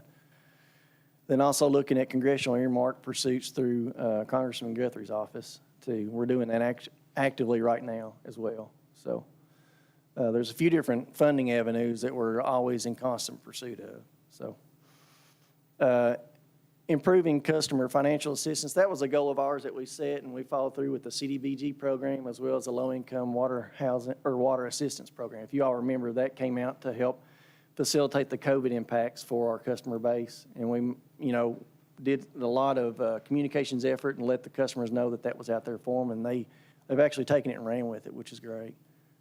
Some operational goals that we had set, reintroduction of the valve exercising program. That's the program, if you remember, you see our folks going around town exercising the valves. Well, what does that really mean? Well, that means that when in dire needs, when we have a water main break or something to keep from flooding people out, we need to know where our valves are and what it's going to take to close those valves, and are those valves operational, right?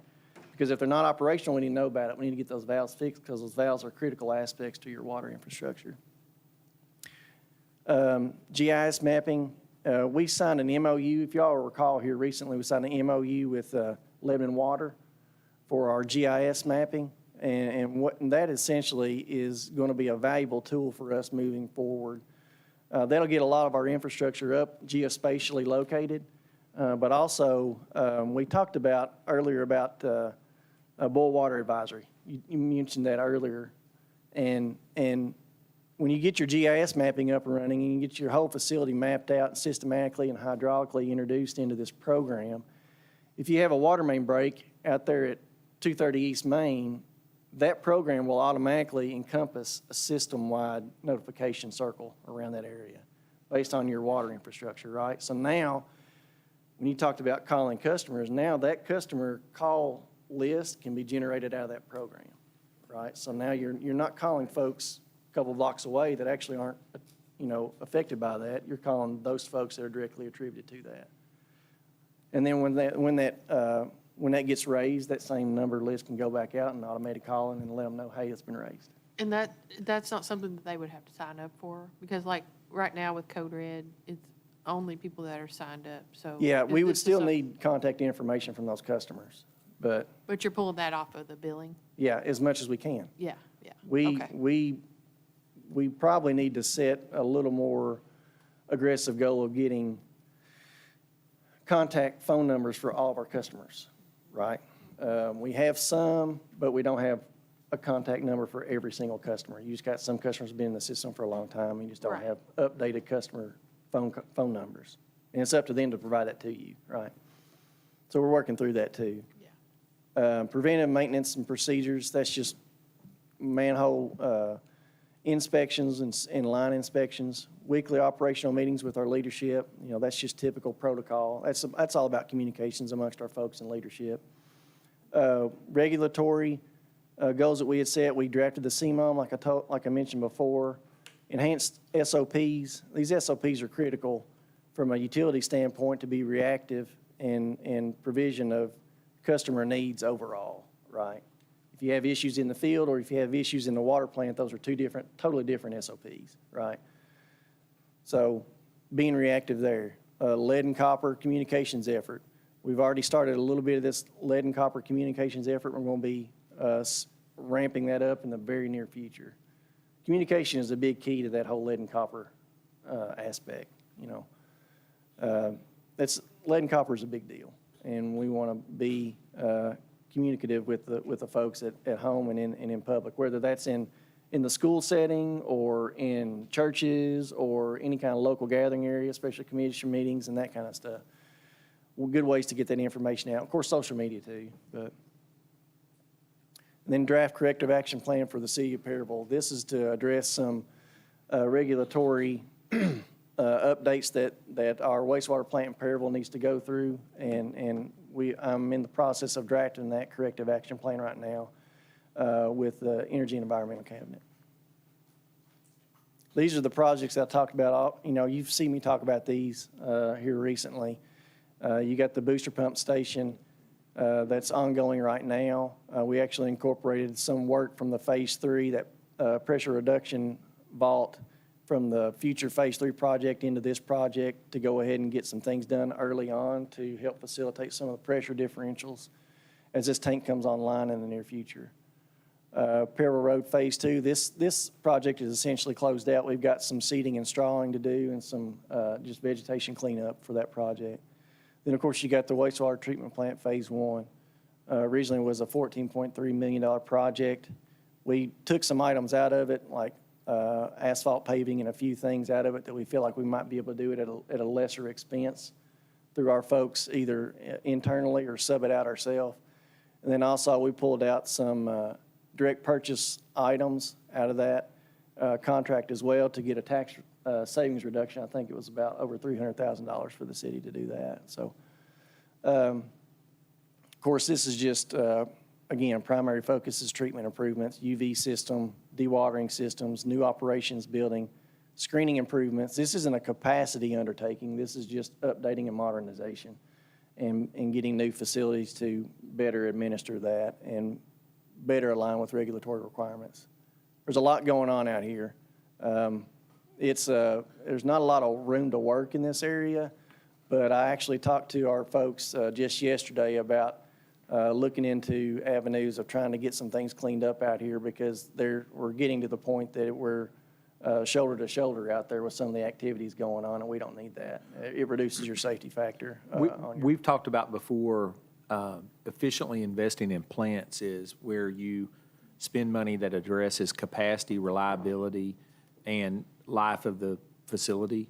And this project doesn't necessarily do all of those, but it's because we broke it out into multiple phases. And so what's interesting from the picture is, you see on the top picture, you see the new building where it's sitting. If you see the building over on the left, that is where the location for your increased capacity comes from, right? And so in the bottom right, you see the circle clarifiers, and then the lab building is immediately to the right of that where he's pointing now. So those clarifiers, you'll duplicate those in that space where that lab building is. And then you'll have additional, so the aeration basins, point those, Marshall. You'll have another train of those added to where the dumpster and things on the bottom below those are in that photograph. So you're really making room for the capacity as part of this project, but the next project almost will be exclusive of capacity investment, right? So when you look at those two things combined, you are spending money on each one of those three things, but it's just not as obvious and apparent as it was at the water plant because it's broken up into two phases.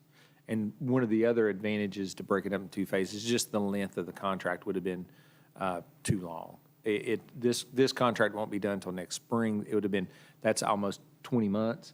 Yeah, 18. 18, and so, and then when you move into phase 2, that's a whole nother schedule. So, from a high-level thought process, like we talked about before, reliability, capacity, and life of the plant, this addresses two of those. Capacity's next. Well, and two, as far as a bonding, from a construction standpoint too, if you combine two large-scale projects together, you're reducing your competitive pool, right? So there is a little bit of cost savings that you may see on the back end by breaking some of these larger projects up to try to drive competition. And these are two projects that we had the bid opening in December, and we're actually in the next month, this project right here will be already closed out. This is the Kate Drive to Corporate Drive water line. This is a 12-inch, 7,000 linear feet of 12-inch new water line that travels across properties of the Industrial Foundation, Rob Caldwell Farms, and Meggitt as well. So these two projects, one of the main drivers is Meggitt's Phase 3 expansion that we they came to the city, I guess, what was it, late October and November, and said, hey, we're going to push through with phase 3, and we plan to have it done in the spring of next year. Okay, well, we need to, so we had to expedite the finalization of the plans, get the projects let to construction, jump through some regulatory hoops, get some things done on our end, and crack the whip on getting construction done. So that's what we're doing right now. We actually had the same contractor was a low bidder on both projects too. So what does that mean? That means that he's a contractor, can work this as one project as opposed to two different projects, which builds efficiency into the delivery schedule, right? So, and then this is phase 1. This is a capacity increase for the sanitary sewer that currently runs along Clark's Run. They're along American Greetings and LSC Communications all the way down through that bottom area. All that area is susceptible to inflow from your groundwater. And when you get a lot of inflow in your groundwater in your sanitary system, it tends to overwhelm your wastewater facilities that are only regulated to treat X amount of total gallons in a day or annually, right? So anytime you can reduce that, it's a great investment on the front end. And these are just some future development goals, departmental goals for utilities. Again, staying with the monthly audits, monthly and quarterly budget assessment. Now that we have a pretty good tool in hand to do this, we can better assess monthly and quarterly budget situations where we are instead of doing it at the end of the fiscal year, right?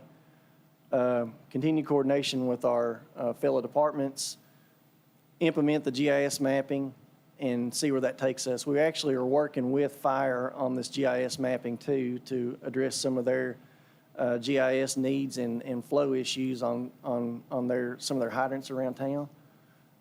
So we can work with that together. When we work with that together, from a regulatory standpoint, okay, so the city of Danville in our water provision, we have to look at water loss. Water loss is water loss in our system, but also water loss when fire goes out there and flushes their hydrants, right? However many gallons in that period of time. And you're essentially regulated and judged upon how much of that water loss you have to account for annually. So with our new mapping update, we can work with Fire to better account on both sides, regulatory. Some capital funding pursuits looking for, in the next fiscal year, SRF funds for wastewater treatment plant phase 2. ARPA funding availability, again, same ARPA money that we've been talking about. We're looking at, in total, the total 2 tranches of ARPA money that we're talking about is a little over $4 million. So we can take that fund availability and stretch it over several different pump station projects and really help our system overall. Looking at KIA funds for Perryville Road Phase 3, this may be what's entitled a Loan B fund, but we're still looking through different avenues to help fund Phase 3 of the Perryville system. And what's crucial about this one and getting this one done is really twofold. One, provision of better facilities for the folks in Perryville, but 2, this is a direct connection between the work that we're doing now and the future work that Springfield, that interconnection project for Springfield. So that's why this one in particular is pretty important. You've heard me talk about before looking at the on-call process for our folks, and at 2 a.m., we need to have better ability to get folks to come in to do the work to repair a ruptured water line or a backed up sewer line or any of the number of things that we need, right? And the best way to do that is to provide them some type of stipend. If you're on call for that week, like Intercounty does it, the railroad does it, if you're on call for that week, you get a stipend, a daily stipend, right? And so, but part of that is you have a city phone sitting beside you that needs to be with you at all times. And if we call you, like, we need you to be reactive and come on in because we have a major issue going on. Otherwise, we wouldn't be calling you. So that's a good way to facilitate those discussions and get things done especially from an emergency standpoint. Lead and copper programmatic implementation, again, that's just carrying through. Can I ask you a question? I'm sorry, yeah. Going back to on-call, are they just currently on call and may or may not answer? Well, right now, right now, utilities for years has implemented a call list, right? And that call list rotates every week. So you're not always at the top, you're not always at the bottom, you may be in the middle at times. But at times, it can be challenging to get folks to come in. Now, again, there's folks that may be out of town, and you work your way down that list. But it's not uncommon that sometimes you have the same folks end up coming in every time the call list is gone through, right? So there's ways around that. One of that is creating an on-call process, in my mind, I guess, and working with Randy too, working with HR to develop a policy on doing this. But there's mutually beneficial, I think, in my mind, for the city, right? It's beneficial for the city because we can count on people to come into work, and we know when they should be expected based on the amount of work expected. If there's a 12-inch water line ruptured out here on the bypass or something, like, we know this is a major deal, right? We need everybody, all hands on deck. Right. But versus if it's a small service line leak or something, it may or may not be an issue. So there's that. But it also allows the employee to be able to better plan with their families, Yeah, because they may not know where they are on the Yeah, list. I mean, it's Oh, easy to say, well, if we call you, That's not just, efficient at all. if we call you, just show up for work. Well, that's easier said than done, right? It's, Yeah. and I try to put myself in the shoes of our employees and say, well, if I'm sitting here eating dinner with my family, or I may be out of town, and I'm sitting here and I get a call, it's not that I don't want to be reactive, it's that I can't be reactive, right? I'm physically not there, right? So it allows those folks to better plan, for family activities, vacations, holidays. When you have an annual schedule laid out in front of them, they know when they're on call and when they're not. Absolutely. So when they're on, but when they're off, hey, we're off. okay? Right, right. So it's mutually beneficial, like I said, for the employee in the city, I think. It's just, how do you get there? This is driven, that on-call, and I'll wrap up on-call in a second, but it's driven by the number of employees on the list, too. And that determines how often you're on call in a month, right? So if you have to have enough employees to make it worth everybody's time, but also to refrain from having employees on call every other week, right? Because now it's just, that's tough, right? It's a balance.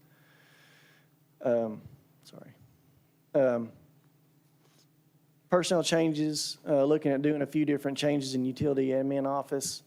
Working with Randy in HR for a more robust safety program. Right now, we don't really have a very strong safety program for our folks in the field. This has many layers to it. OSHA, this has open trench safety, confined space, lockout, tagout. Lockout, tagout is more of an electrical reference to when you're dealing with really high voltage, like there's certain procedures that those folks need to go through before they even get over there to touch that box, right? And when they're done with that electric box, it's either it's still live and, hey, we're saying it's live, or it's dead and it's dead, right? You're dealing with a lot of high voltage electricity around your pump stations, especially around your treatment plants. So more robust safety. And then meet the needs of the employee. We want to provide the best safe atmosphere of an employee. We want those folks to be able to go home, right? And be able to go home and spend time with their families. Operational goals for the upcoming fiscal year.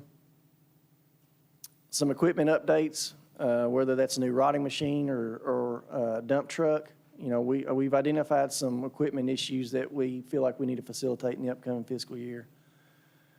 Monthly work status reporting, safety program and protocol for personnel, mapping programmatic development,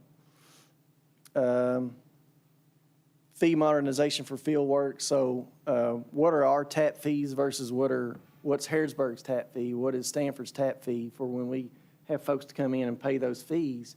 We need to be able to be commensurate with other municipalities and providers of utilities so that, there's not a huge discrepancy between, we may be charging down here and others folks may be charging way up here. Well, that's revenue loss, right, to some degree for some of those fees. And they just haven't been updated in several years, so looking at maybe doing that too. And then some geospatial connectivity with valve exercising, which I talked ad nauseum on that. Lead and copper working through that. Corrective action plans, implementing that report that I'm drafting right now, that corrective action plan, implementing that in the fiscal year.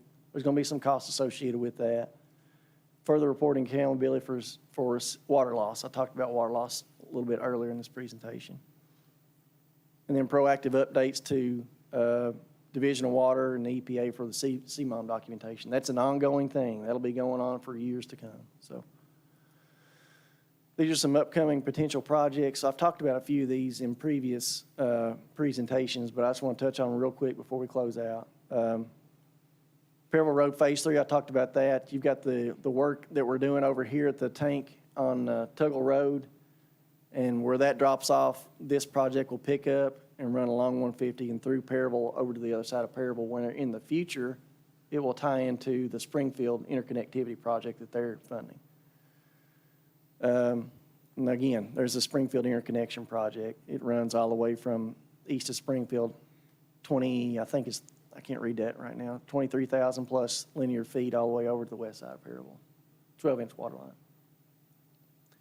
So that's a pretty big undertaking too. And again, you've heard me talk at times about the Spears Creek Pump Station. This is something that we're looking at funding avenues through grant processes as well. Project estimates about $800,000. That's just for the internals of the pump station. If you want to actually get out to laying a parallel force main, which is direly needed as well in the future, that project cost jumps up to over $2 million. And if you're looking at a full replacement of that, that's a parallel force main, by the way, to the existing force main, so you're splitting capacity between the two. But if you're actually going to do what ultimately probably needs to be done is a brand new force main cross country, that number right there jumps to over probably $6 million. But we're not there yet from a planning standpoint or from a design standpoint. Is this the one on 33? Yeah. Out by Gwen Island? Yeah, and this is the one, yes, right. Okay. And this is the one that if you, like I've said, you've heard me say before, this captures all of west side of Danville. This captures No, north. that's not the one at Mox North Creek. No, No, Mox that's a, Creek, okay. No, yes, yeah, you're no, thinking- that's you a might be different thinking Mox station. Down in Okay. the bottom there, that's Mox Creek. Spears Creek, this is really kind of wedged in between the bypass. Yeah. If you're going across the bridge on 2168, it's just to the north side of the bridge, down there where Spears Where the Creek roundabout crosses the is? bridge. Okay, gotcha, yeah. If you're going north on the roundabout, you go through the roundabout and it's that next entrance and it okay, goes all the way back into. But it captures a lot of inflow.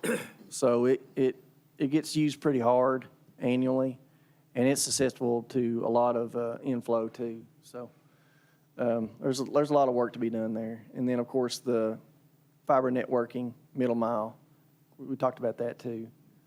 This is advantageous from a technology standpoint just because you get to use your existing infrastructure that's in the ground now, right? And you don't have to go through town and along your roads and dig up all of your other utilities in the process and damage those. And this is just a safer work environment overall.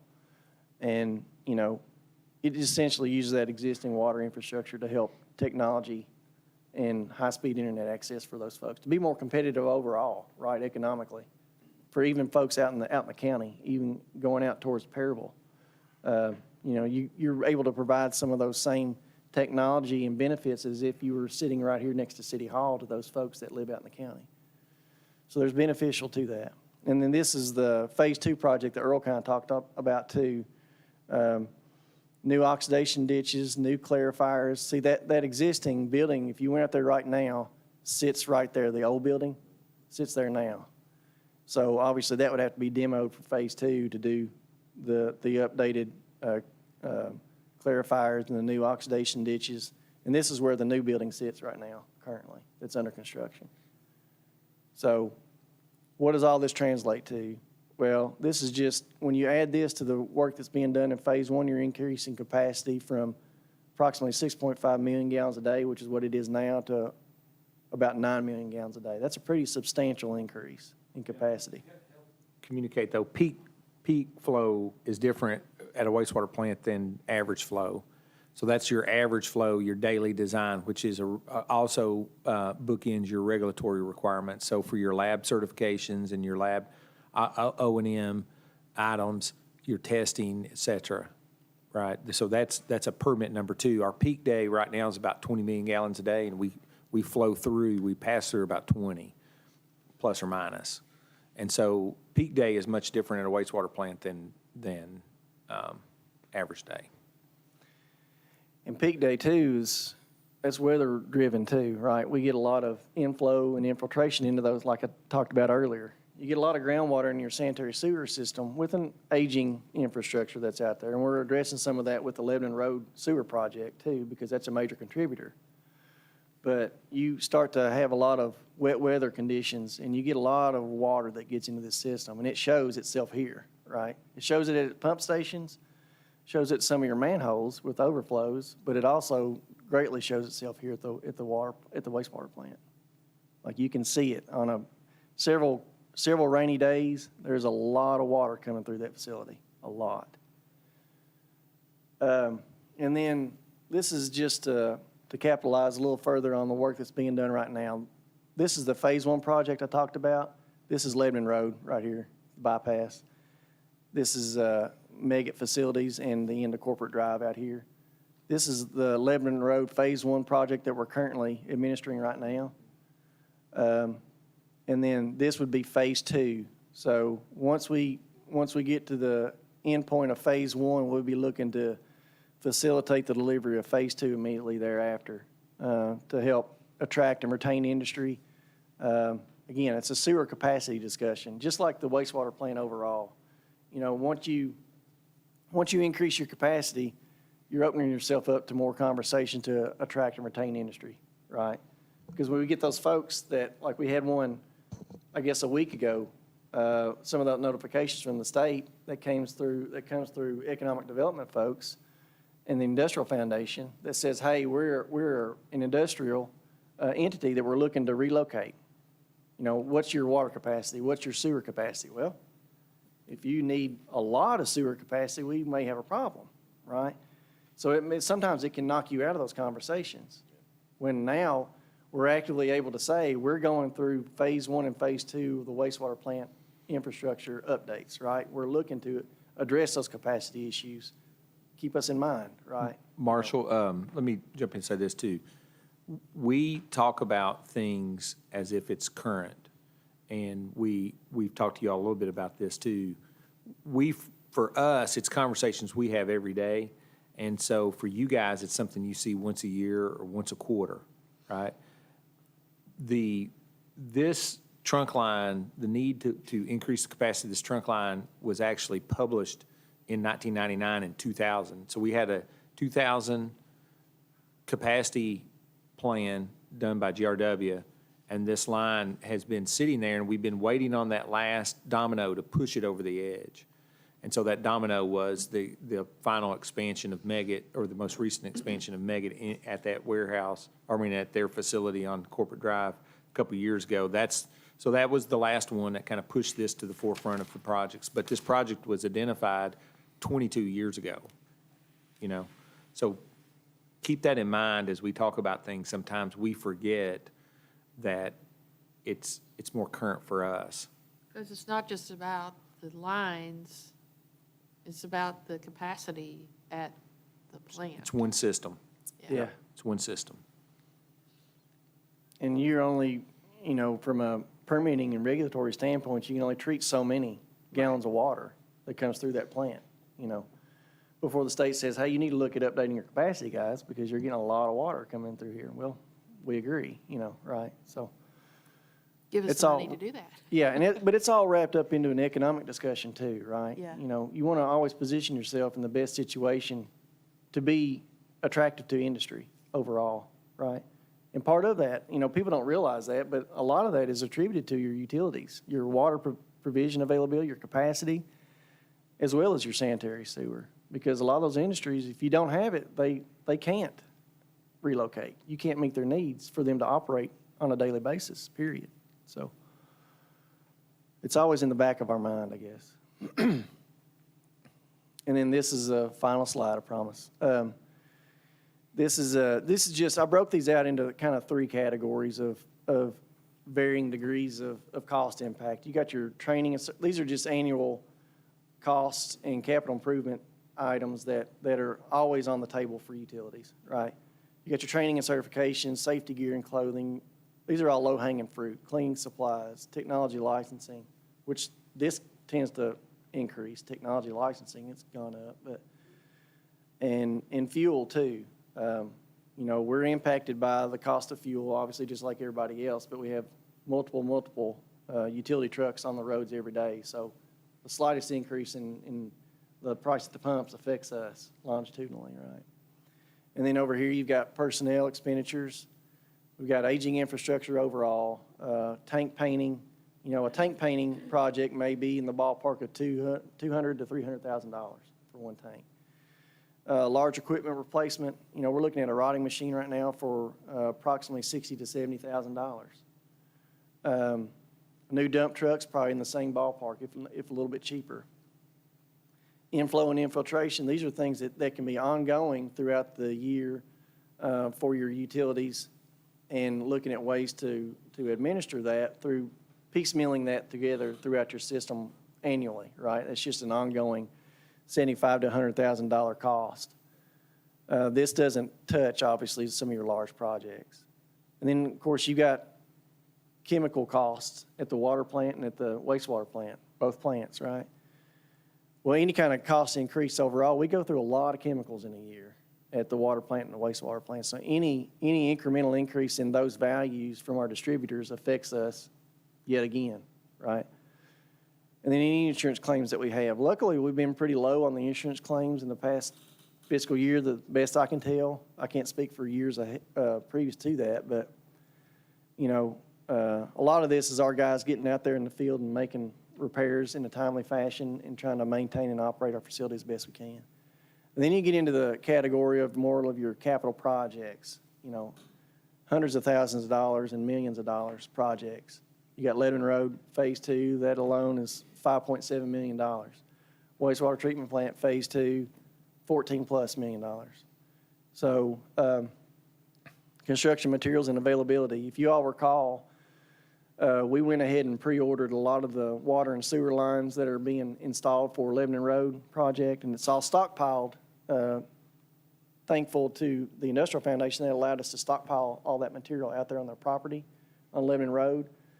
So there's runs and runs of water and sanitary sewer line out there right now, but there's a cost associated with that. So if you remember, we try to be innovative in that RFP when I wrote it, right?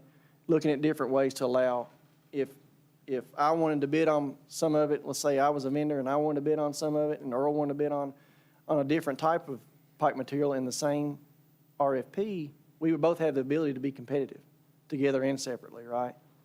Well, that got a lot of interest. Well, it got a lot of interest, but also it was in a time when there was an influx in the price of PVC resin that came out of Texas. So we were quick to, once we got those agreements in place and got to the point that we agreed with what they had in their RFP for consolidated pipe, for example, we went ahead and implemented that agreement with them. Well, not long after that agreement was signed, they came back and said, by the way, the price of that particular PVC pipe has jumped over $200,000. And this was just over a 3-month window. So we were efficient in getting that done, but the way that we wrote the RFP put the city in a position that we could better capitalize on current costs as opposed to being beholden to future costs, right? Because sometimes if you leave that in the hands of a contractor, then it becomes a dispute with that contractor because the price of the pipe went up, and hey, they're not going to provide that pipe to us at the price that we all agreed on. It's going to cost you, the city, another $150,000. Well, we've got a problem, right? And then you get into having to renegotiate contracts with folks on the back end just to get the material in to get the project built, right? And those were critical projects.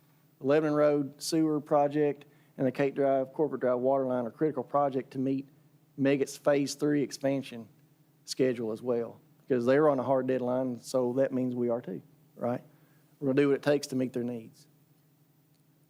And then you got electric cost increase. We've probably seen electric jump up, I guess, ballpark of 15% in the past couple months. I mean, and when you're running a facility like the wastewater treatment plant or the water treatment plant, that translates to hundreds of thousands of dollars that you hadn't accounted for budgetarily, right? It's just something that you just don't expect, right? So we're looking at that too, and for the upcoming fiscal year. And then just regulatory impacts overall, cleaning out the lagoons, lead and copper is a major player, and then any other regulatory concerns that we have, so. That is the end of the presentation. I know it's taken, again, it was a lot of information to unpack, but there's a lot to, when it comes to regulatory requirements and the costs associated with it. Really, everything that we do points back to all the regulatory requirements that we're under the umbrella of and providing, best service we can to customers too. Does anyone dare have any questions? Yeah. Well, it was so Everybody- meticulous. I have no questions, but thank you for being so specific with last year's goals and objectives, touching everyone, and at the end of the day, just remembering it's about customer service. So thanks.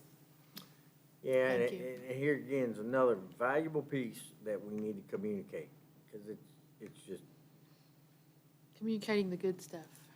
yeah, and communicating what we're working on. I mean, it's not just pipes, it's not just water. Yeah. A whole lot of other things. So that's all we have today. What the next part of the process for us is we want to put together some sort of draft set of numbers for us. We'll call that a draft operating budget. We'll talk about your commission goals and objectives again. So the last meeting, you should have got those slides by now. If not, we'll make sure you get them. And then you can think about things you want to do. We'll bring that to the next meeting next week. We'll have a minute to talk about those.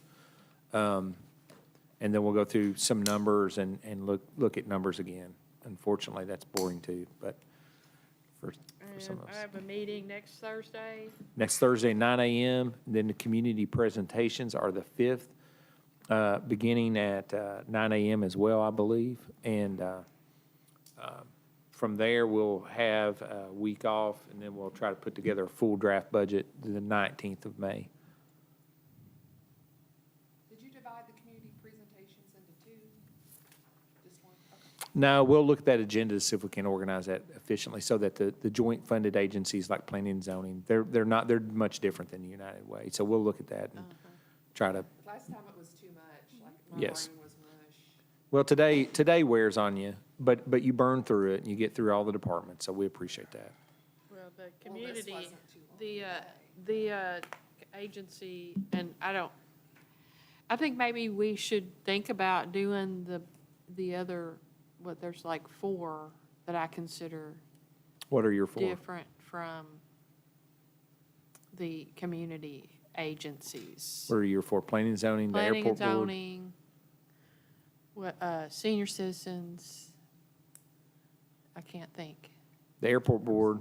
Airport, the things that are joint with the Yeah. county, those I consider to be separate. So I don't know how we want to do that, but that's just a long day in general. But if you could have, or someone could have some food for us, that would help tremendously. Yeah, we were hoping to get out of here by noon today, and so we're about an hour and 10 minutes, so. But I'd like those separate as well, and the economic development discussion and those. I Right, guess would yeah, those that take and longer P&Z than, and, those take longer than the regular community Right. agencies. Yeah. Those are different. So We'll I treat don't 'em know as how such. we want to address that. Yeah, we'll treat them as such. Okay. Yep. Do I hear a motion to adjourn?